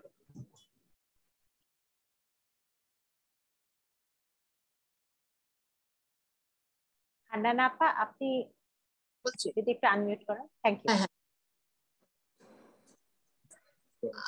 সম্মানিত সভাপতি, আজকের যারা এখানে আলোচক আছেন, আমরা যারা শুনছি সবার প্রতি শুভেচ্ছা। এবং আমি বলবো যে আমরা আজকের এই আলোচনার মাধ্যমে আরো এক পা এগোলাম। এখানে কিন্তু আমার একটা বক্তব্য আছে, যারা এখানে বক্তব্য রাখছেন তাদের সবার নাম ধরে আমি তাদেরকে শুভেচ্ছা জানানোর সময় নিতে চাচ্ছি না, কিন্তু একটা কথা আমি বলতে চাচ্ছি, আলোচনাটা অত্যন্ত সময় উপযোগী, অত্যন্ত প্রয়োজনীয়, কিন্তু এই জিনিসটা আমরা যারা ইংরেজি জানি তাদের মধ্যে সীমাবদ্ধ থাকছে। বাংলাদেশ মহিলা পরিষদ একটা বিশাল সংগঠন, আমাদের বিশাল একটা আয়োজন আছে। সানেমও আমরা যদি আজকে যে আলোচনা করলাম এটার যদি বাংলা একটা করে ছোট্ট একটা বুকলেট করে সাধারণের মধ্যে দেই, তাহলে আমার মনে হয় আমরা দেশের জন্য, নারীদের জন্য, বিশ্বের জন্য, জেন্ডার সমতার জন্য একটা বড় কাজ করব। ধন্যবাদ। পর্যায়ে বিদিশা আপাকে একটু অনুরোধ করছি যে প্রশ্নটি এসেছে সেটা একটু। ধন্যবাদ। প্রথমে আমি একটু হান্নানা আপাকে ধন্যবাদ জানাই। তিনি বহু বছর ধরে কাজ করে আসছেন এবং উনি একটা খুব গুরুত্বপূর্ণ কথা বলেছেন। আমরা সানেম থেকে আমরা যেটা করব সেটা হচ্ছে যে মূল আলোচনার যেটা একটা সংক্ষিপ্ত সার, সেটাকে একটু ছোট আকারে মূল বিষয়গুলোকেও নিয়ে আমরা একটা বুকলেটের মতো করে সেটা আমরা মহিলা পরিষদকে দেওয়ার চেষ্টা করব। ধন্যবাদ। এটা একটা আমার মনে খুব গুরুত্বপূর্ণ একটা সাজেশন ছিল। মাহবুব ভাইকেও ধন্যবাদ, বেশ কিছু গুরুত্বপূর্ণ কথা বললেন এবং আপনি শেষ করেছেন আপনার আলোচনা যে পয়েন্টে, সেই পয়েন্টটা আমি একটু বলতে চাই যে আপনি যখন বলছেন যে শিক্ষাটাকে আমরা আসলে কতটা দেখি নারীর শ্রমবাজারে, অন্তত পক্ষে শ্রমবাজারের প্রবেশের ক্ষেত্রে, সেখানে কিন্তু একটা খুব গুরুত্বপূর্ণ একটা বিষয় রয়েছে। সেখানে আসলে একটা বিষয় সেটা হচ্ছে যে নারীর অপ্রদর্শিত শ্রম, যেটার কথা কিন্তু মাননীয় এমপি তিনি বলেছেন যে নারীর অপ্রদর্শিত শ্রমের যে বিষয়টি রয়েছে এবং সেই অপ্রদর্শিত শ্রমের ব্যাপারে আপনাদের যদি আমাদের সানেমের অ্যাক্টিভিটিস আপনারা দেখেন তাহলে কিন্তু আমরা বেশ কিছু কাজ করেছি এবং এই অপ্রদর্শিত শ্রম অর্থাৎ সন্তান লালন পালন বা রান্না বান্নার কাজ, এই ধরনের কাজগুলো আসলে শ্রমবাজারের কিন্তু আলোচনায় আসে না। সুতরাং এই আলোচনাগুলোকে আসা দরকার। এই ক্ষেত্রে নারীর যে পরিশ্রম সেটা লাঘব করবার জন্য মাননীয় এমপি কিছু পরামর্শ দিয়েছেন এবং সেই বিষয়গুলো কিন্তু আমাদের আলোচনায় আনার ক্ষেত্রে আমি যেটা বলবো যে আমরা গবেষণার মধ্যে রয়েছে এবং এটাকে আমরা খুব গুরুত্বপূর্ণ একটি বিষয় হিসেবে আমরা চিন্তা করে থাকি। আমি ব্যক্তিগতভাবে মনে করি যে নারীর ক্ষমতায়নের ক্ষেত্রে বিশেষ করে যেসব নারী শিক্ষিত যারা রয়েছেন, পড়াশোনা করেছেন, তাদেরকে আমরা যদি শ্রমবাজারে আনতে না পারি, সেটা অনেক ক্ষেত্রে সেটা আসলে তাদের শিক্ষার ক্ষেত্রে তারা যে পরিশ্রমটা দিয়েছেন সেটার সুফল কিন্তু আসলে রাষ্ট্র নিতে পারলো না। সুতরাং সেই বিষয়টাতে আমার মনে হয় বেশ কিছু কাজ করবার বিষয় রয়েছে, ডে কেয়ার সেন্টার থেকে শুরু করে আরো বিভিন্ন কাজ করার বিষয় রয়েছে। এগুলো আমাদের আলোচনায় আছে এবং আমরা আলোচনায় আরো বারবার তুলে আনবো। আর শেষে যে কথাটি আমি বলতে চাচ্ছি সেটা হচ্ছে যে শোভা আপা যে পয়েন্টে বললেন, দেখুন মূলত জেন্ডার সেন্সিটিভিটি শব্দটা বা জেন্ডার সংবেদনশীল শব্দটা খুব ব্যাপক একটা কনসেপ্ট। এই কনসেপ্টের মধ্যে বা এই ধারণাটার মধ্যে আসলে সবকিছুই জড়িত রয়েছে। এগুলোর মধ্যে এর মধ্যে যেমন অর্থনৈতিক ক্ষমতায়নের বিষয় রয়েছে, সেই তার বিষয়ে তার শ্রমবাজারে প্রবেশ, শিক্ষার বিষয়টি রয়েছে। এর পাশাপাশি অর্থনীতির বাইরের অনেক বিষয়গুলো, বা অর্থনীতির বাইরে তো ঠিক না, বাট সম্পৃক্ত কিন্তু সরাসরি ভাবে অর্থনীতির সাথে সংযুক্ত নয়, অর্থাৎ নারীর প্রতি সহিংসতার বিষয়টা, বাল্য বিয়ের বিষয়টা, এগুলোও কিন্তু রয়েছে। আসলে নারীর ক্ষমতায়ন বা নারী পুরুষের সমতা অর্জনের যে বিভিন্ন ধরনের পার্সপেক্টিভ গুলো রয়েছে সবগুলোকে আমরা আসলে মোটা দাগে জেন্ডার সংবেদনশীলতার মধ্যে আনতে চাচ্ছি এবং সেটাই আসলে প্র্যাকটিস। তবে স্বাভাবিকভাবে এখানে যে বিষয়টা থাকে, আমরা যখন বাজেটটাকে আমরা বিশ্লেষণ করার চেষ্টা করেছি, আমরা দেখার চেষ্টা করেছি যে মোটা দাগে বিভিন্ন বিষয়গুলো যেটাকে আমরা শিক্ষা, স্বাস্থ্য, নারীর শ্রমবাজারে অংশগ্রহণ, জেন্ডারের নারীর প্রতি সহিংসতা, নারীর অপ্রদর্শিত শ্রম, বাল্য বিয়ে, এই ধরনের যে মাতৃমৃত্যু, শিশু মৃত্যু, এই ধরনের গুরুত্বপূর্ণ যে বিষয়গুলো রয়েছে তার সবকিছুই কিন্তু একে অপরের সাথে রিলেটেড, কারণ জেন্ডার কিন্তু একটা ক্রস কাটিং বিষয়। হ্যাঁ, সুতরাং আমরা চেষ্টা করেছি যে এই বিষয়গুলো বাজেটে কতটা প্রতিফলিত হয়েছে, আমরা আমাদের আরো আলোচনার সুযোগ রয়েছে, আরো কাজ করবার সুযোগ রয়েছে, আমাদের কিছু আইডিয়াও রয়েছে ডিপিপি ধরে আর কিছু বিশ্লেষণ করা, তবে সেগুলো কতটুকু আমাদের বাজেটগুলোতে রিফ্লেক্টেড হয়েছে সেটা এবং প্রকল্পগুলোর মধ্যে রিফ্লেক্টেড হয়েছে সেটা আমরা বোঝার চেষ্টা করেছি। সুতরাং মোটা দাগে আপনার প্রশ্নের উত্তর যেটা, সেটা হচ্ছে যে আমরা কয়েকটি বিষয়কে, গুরুত্বপূর্ণ যে বিষয়গুলো রয়েছে যেগুলো এসডিজিতে এসছে, যেগুলো নারী নীতির মধ্যে রয়েছে, সেগুলোর কিছু কিছু যে বিষয়গুলো রয়েছে সেগুলোকে মোটা দাগে আমরা নিয়ে আসছে কিনা সেটার মাধ্যমে আমরা জেন্ডার সংবেদনশীলতাটাকে বোঝার চেষ্টা করেছি এবং মোটামুটি ভাবে ইন্টারন্যাশনাল প্র্যাকটিস হিসেবে সেটাকেই নেওয়া হয়। তবে স্বাভাবিকভাবে আমাদের আজকের আলোচনায় আমরা কিন্তু জেন্ডার বাজেট ফোকাসড আলোচনা এবং সরকারের যে অর্থায়নের বিষয় সেটা আলোচনা এসেছি, কিন্তু আমাদের একটা জিনিস অবশ্যই মনে রাখতে হবে যে ব্যক্তি খাতের যে গুরুত্বপূর্ণ ভূমিকাটা রয়েছে সেই গুরুত্বপূর্ণ ভূমিকাটাকে কিন্তু আমাদের ভুলে গেলে চলবে না। সেক্ষেত্রে আবার জেন্ডার বাজেটের মাধ্যমে, এবং জেন্ডার বাজেটে আমি সেভাবে বলবো না, বলবো যে অনেক সময় এরকমও হতে পারে জেন্ডার বাজেট এবং রেভিনিউ স্ট্রাকচারের মাধ্যমে সরকার কিন্তু ব্যক্তি খাতকে প্রণোদনা দিতে পারে নারীর প্রতি সহিংসতা কমানোর মতো বিষয়গুলো, এবং নারীকে কিভাবে মূলধারা শ্রমবাজারে আনা যায় বা নারীকে কিভাবে ইম্পর্টেন্ট অ্যাক্টিভিটিস যেগুলো রয়েছে সেই অ্যাক্টিভিটিস গুলোর মধ্যে ইনকাম জেনারেটিং অ্যাক্টিভিটিস আনার ব্যাপারে কিভাবে ব্যক্তি খাতকে প্রণোদনা দেওয়া যায় সে ব্যাপারেও কিন্তু সরকার কাজ করতে পারে। সুতরাং ব্যক্তি খাতের বিষয়টা কিন্তু গুরুত্বপূর্ণ একটি বিষয় এবং সেটাকে আমাদের একেবারেই ভুলে গেলে চলবে না, কিন্তু সেই বিষয়টার ক্ষেত্রেও কিন্তু সরকারের একটা ভূমিকা থাকতে পারে। ক্ষমতায়নের শেষ কথা না, তবে সেটা একটা গুরুত্বপূর্ণ ইন্ডিকেটর এবং সেটা কিছুটা হলেও নারী পুরুষের যে সমতা সেটা আনার ক্ষেত্রে সহায়তা করে। এবং আমরা আজকের আলোচনায় আমরা কিন্তু শ্রমবাজার, শিক্ষা, স্বাস্থ্য, নারীর প্রতি সহিংসতা, অপ্রদর্শিত শ্রম এই বিষয়ে আরো অনেক আলোচনা করা যায়, আরো অনেক সুপারিশ দেওয়ার বিষয় রয়েছে এবং সেটা যদি আপনারা মহিলা পরিষদের সাথে আমাদের আগের যে আলোচনাটা ছিল কোভিড কেন্দ্রিক সেখানে আমরা কিছু সুপারিশ দিয়েছি। আজকে আমাদের আলোচনাটা মূলত বাজেটারি অ্যালোকেশনের মধ্যে সীমাবদ্ধ ছিল। আমি এখানে শেষ করি।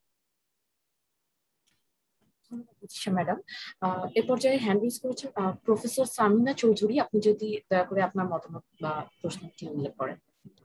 আসসালামু আলাইকুম। আমার কাছে মনে হয় যে খুব চমৎকার আলোচনা হচ্ছে এবং ওনারা এত সুন্দর প্রেজেন্টেশন দিয়েছেন যে আমি সত্যি মুগ্ধ হয়েছি। এবং বিদিশা এত সুন্দর যে প্রেজেন্টেশন, অনেক ধন্যবাদ। এবং অন্যান্য সবাই যে কথাগুলো বলেছেন খুবই যুক্তিযুক্ত কথা। আমি এখানে যেটা আমি মনে করি যে এই জায়গাটা কোথাও আমরা টাচ করেছি কিনা, যেটা হলো নন পেইড এমপ্লয়মেন্ট, যেটা হচ্ছে আমাদের গৃহবধূরা সারা জীবন তার শ্রম দিয়ে যান তার পরিবারের জন্য এবং শেষ জীবনে এসে তার হাতে একটি পয়সাও থাকে না, তার আমরা চিকিৎসা করতে পারি না। আমরা যেহেতু আমি একজন ডাক্তার এবং আমরা দেখি যে এই বয়স হয়ে গেলে অধিকাংশ মহিলা নানান রকম জরা ব্যাধি এগুলোতে আক্রান্ত হয় এবং তারা চিকিৎসা করার সুযোগ পায় না। ছেলে মেয়েরা যদি বা আনে শেষ বয়সে, তখন দেখা যায় যে তাদেরও মায়ের জন্য এই খরচ তারা করতে পারে না।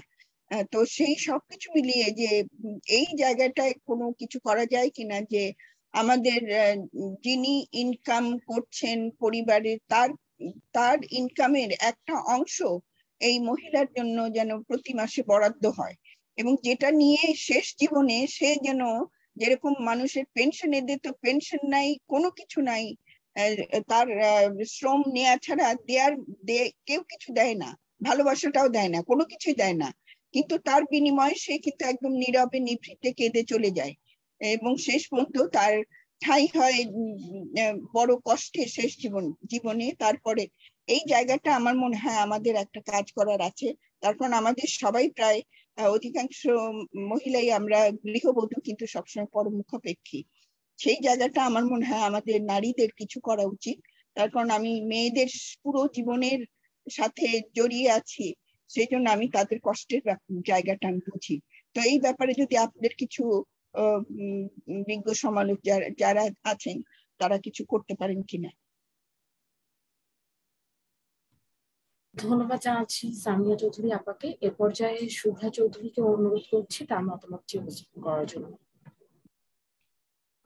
ধন্যবাদ। আমি শুভ্রা চৌধুরী, রাজশাহী বিশ্ববিদ্যালয়ের লোক প্রশাসন বিভাগে অ্যাসোসিয়েট প্রফেসর হিসেবে আছি। আমি জেন্ডার রেসপন্সিভ বাজেটিং বিষয়ে কাজ করেছি, রিসার্চ করেছি এবং ডক্টর প্রণব কুমার পান্ডে দুজনের একটি বই, gender responsive budgeting in south Asia, এই শিরোনামে একটা বই রুটলেস থেকে পাবলিশড হবে, যেটা নভেম্বরে পাওয়া যাবে।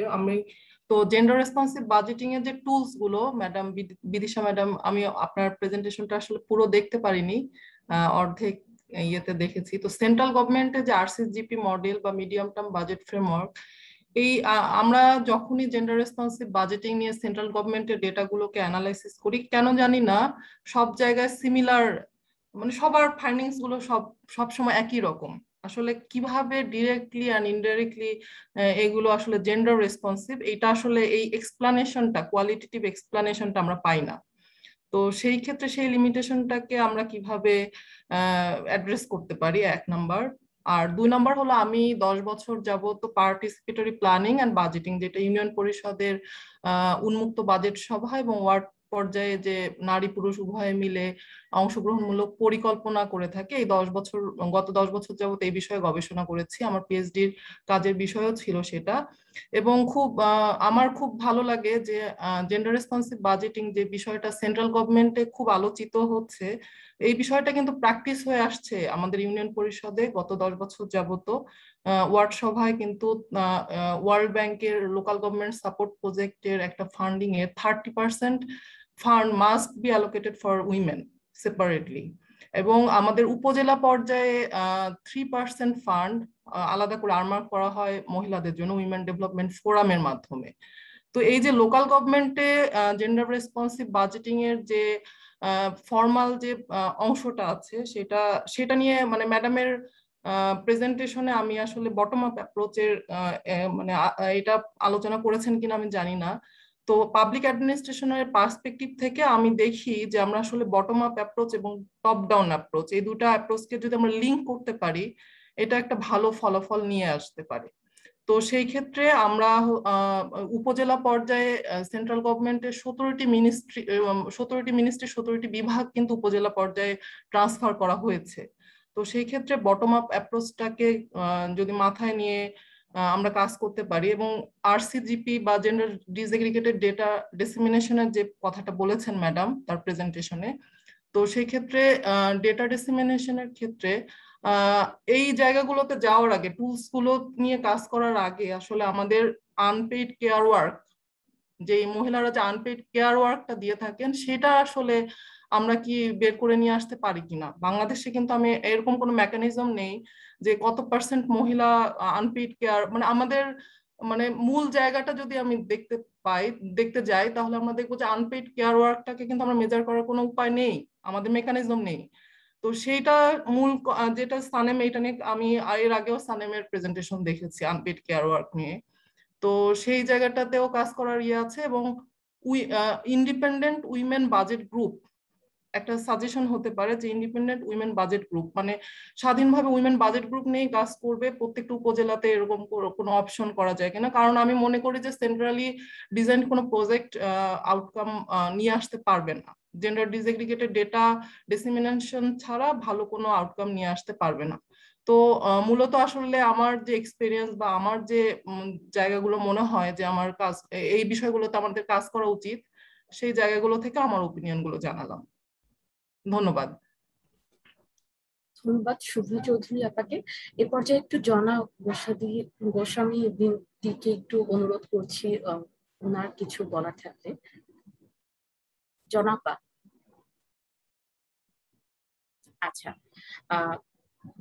এ পর্যায়ে আমরা একটু শহীদা হক, সাধারণ সম্পাদক কাউখালী ফিরোজপুর, বাংলাদেশ মহিলা পরিষদ থেকে আপনার কিছু বলার থাকলে যদি দয়া করে আনমিউট করে একটু সংক্ষেপে মতামতটি উপস্থাপন করেন।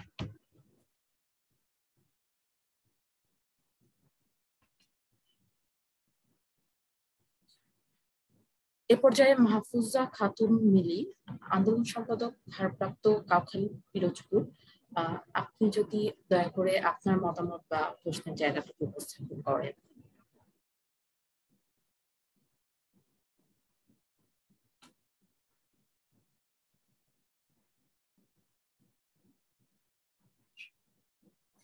আচ্ছা, আমরা কোনো হাত দেখতে পাচ্ছি না, সেক্ষেত্রে আমরা এই মুহূর্তে একটু আমাদের যে উপস্থাপক ফায়মা হক বিদিশা ম্যাডাম, আপনার কাছে আবার একটু ফেরত আসবো প্রশ্নগুলোর উত্তর জানার জন্য। আমি খুব বেশি সময় নিতে চাচ্ছি না, দ্রুত একটু বলি। প্রথম কথা হচ্ছে সামিনা আপাকে ধন্যবাদ আমাদের কয়েকটা সাজেশন দেওয়ার জন্য। অবশ্যই টপ ডাউন অ্যাপ্রোচ এবং বটম আপ অ্যাপ্রোচ এই দুটোকে ইন্টিগ্রেট করার দরকার রয়েছে।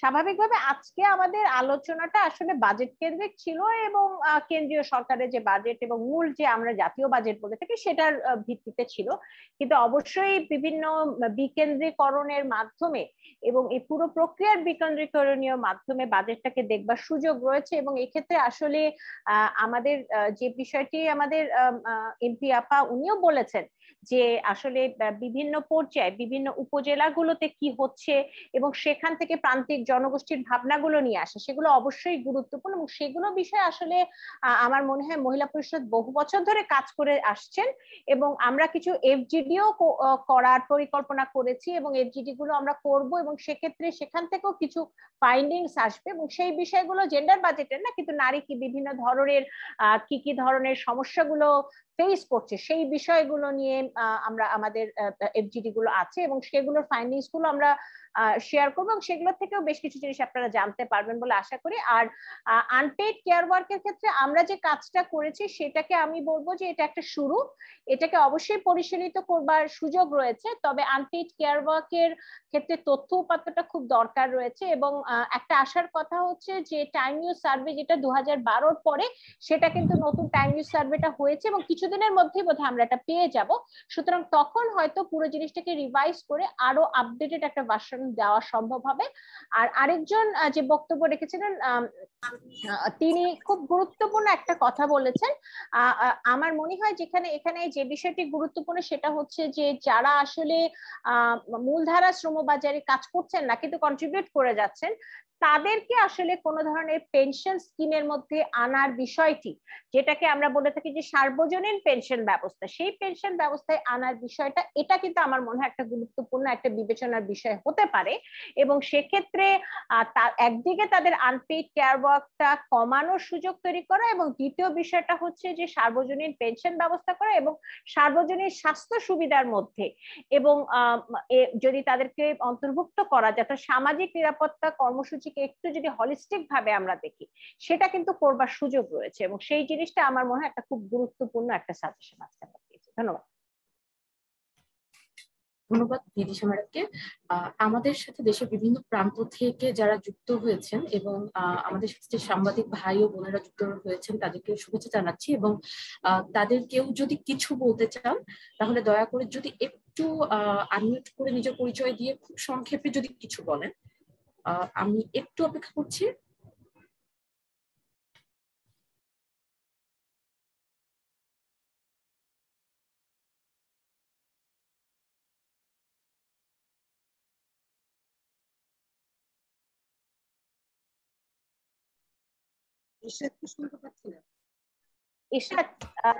হ্যাঁ, দুঃখিত। আমাদের উন্মুক্ত আলোচনা শেষে আমরা এখন আমাদের যে অনুষ্ঠানের শেষ পর্যায়ে চলে এসেছি।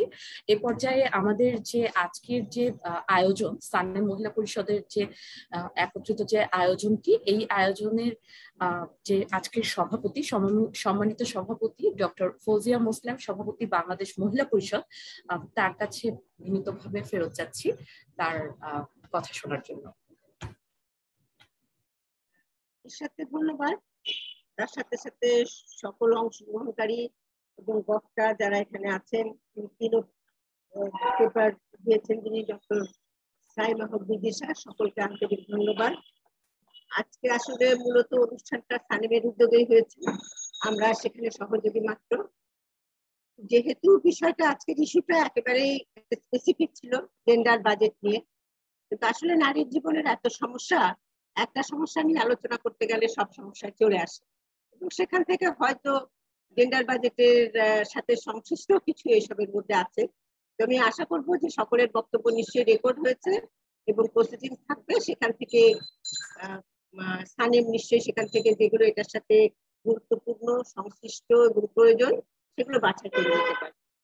আমি সাধারণভাবে যে সমস্ত কথাগুলো আসলো সেগুলো নিয়ে আমি আমার বক্তব্য দিয়ে আমি বিষয়টা শেষ করতে চাই, সভাটা শেষ করতে চাই। আমি প্রথমে আবারও ধন্যবাদ জানাই ডক্টর সাইমা বিদিশাকে, যেমন শর্মা নীলবী বলেছেন খুবই কনক্লুসিভ এবং ডাইরেক্টিভ একটা প্রেজেন্টেশন হয়েছে, যেখানে আমরা জেন্ডার বাজেটটা কেন প্রয়োজন সেটা আমরা জানতে পেরেছি, এটার এই জেন্ডার বাজেটের যে যতটুকু আমাদের যাত্রা, সেই যাত্রার মধ্যে দিয়ে আমাদের যে তথ্যপত্র সংগ্রহ হয়েছে সেটা আমরা দেখতে পেয়েছি। আমরা এর মধ্যে কি নেতিবাচক আমাদের কি অর্জন হয়েছে, আমাদের পজিটিভ কতটুকু হয়েছে সেটা আমরা দেখতে পেয়েছি, এবং আগামীতে আমাদের কি করতে হবে সেটা সম্বন্ধেও সুপারিশ এসেছে। তো এখানে আমার কাছে যেটা একটা গুরুত্বপূর্ণ বিষয় মনে হয় সেটা হচ্ছে যে এই যে কাজটা হবে, এই কাজটা করার জন্য ফোকাল পয়েন্ট একটা দরকার। আমরা ধরেন বিভিন্ন রিসার্চ অর্গানাইজেশন, আমরা নারী সংগঠন, বিভিন্ন জায়গা থেকে আমাদের ভয়েস রেজ আমরা করছি, আমরা বিভিন্ন পয়েন্ট বলছি কিভাবে করতে হবে না হবে, নানা সাজেশন দিচ্ছি। কিন্তু এই ফোকাল পয়েন্টটা আমরা নিশ্চয়ই নারী আন্দোলনের পক্ষ থেকে আমরা আশা করি যে এই ফোকাল পয়েন্টটা হবে নারী ও মহিলা বিষয়, শিশু ও মহিলা বিষয় করেন।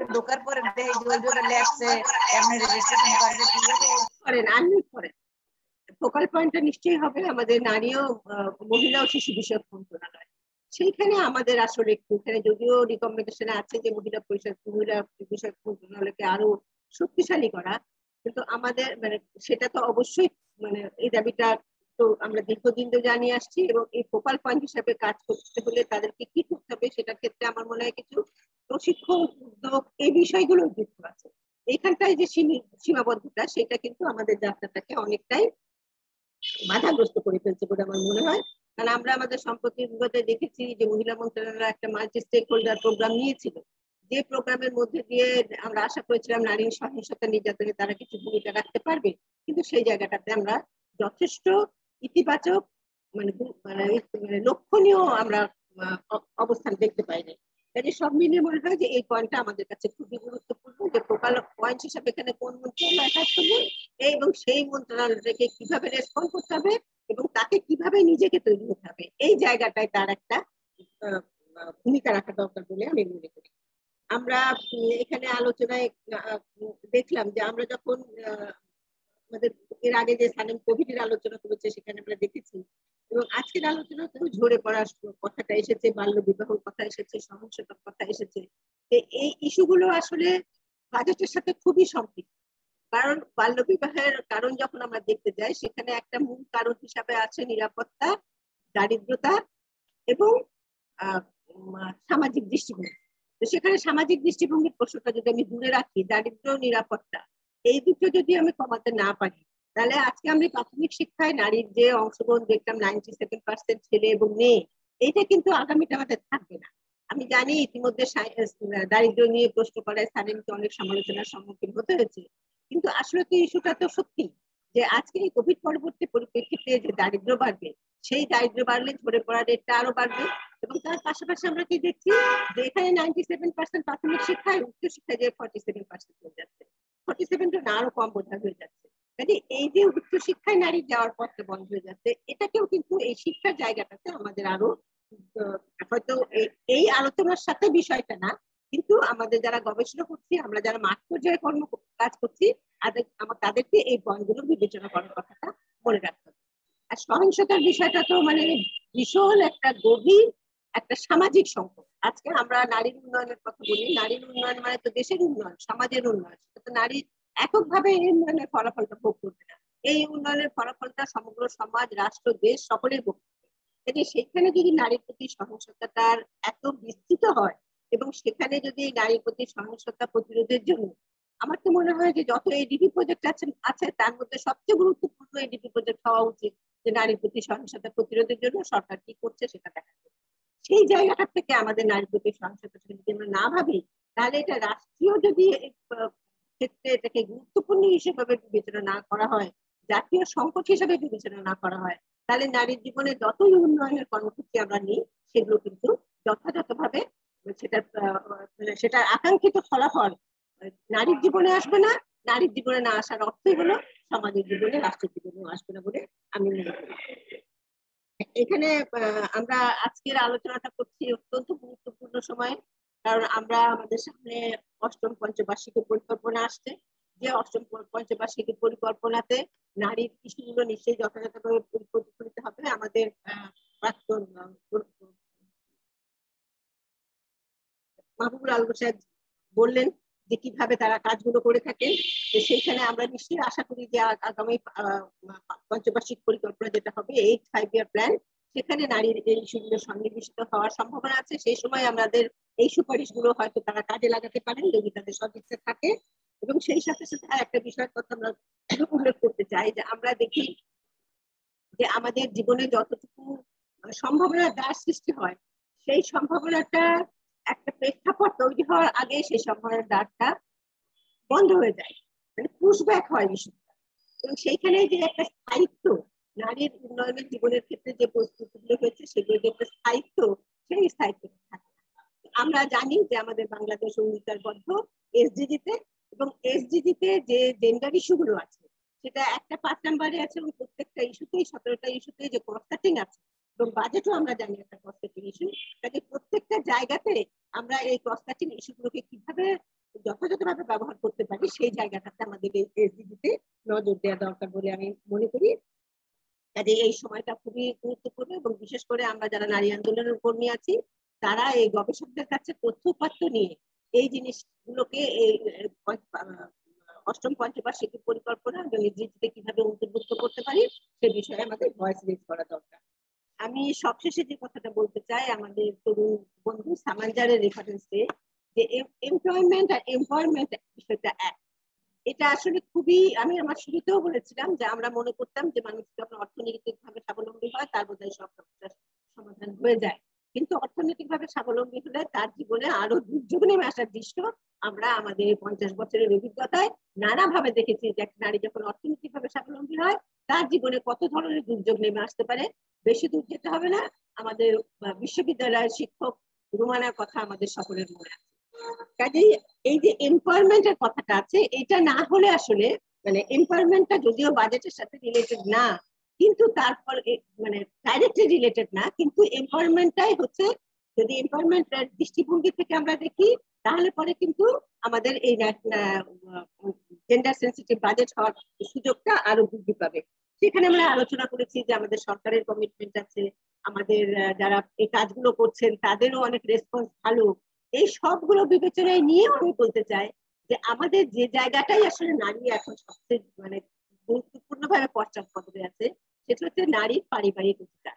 এই পারিবারিক অধিকারটা নারীর স্বীকৃত না হওয়ার জন্য, এবং পারিবারিক অধিকার স্বীকৃত না হওয়ার জন্য কিন্তু আনপেড ওয়ার্কটাও স্বীকৃত হচ্ছে।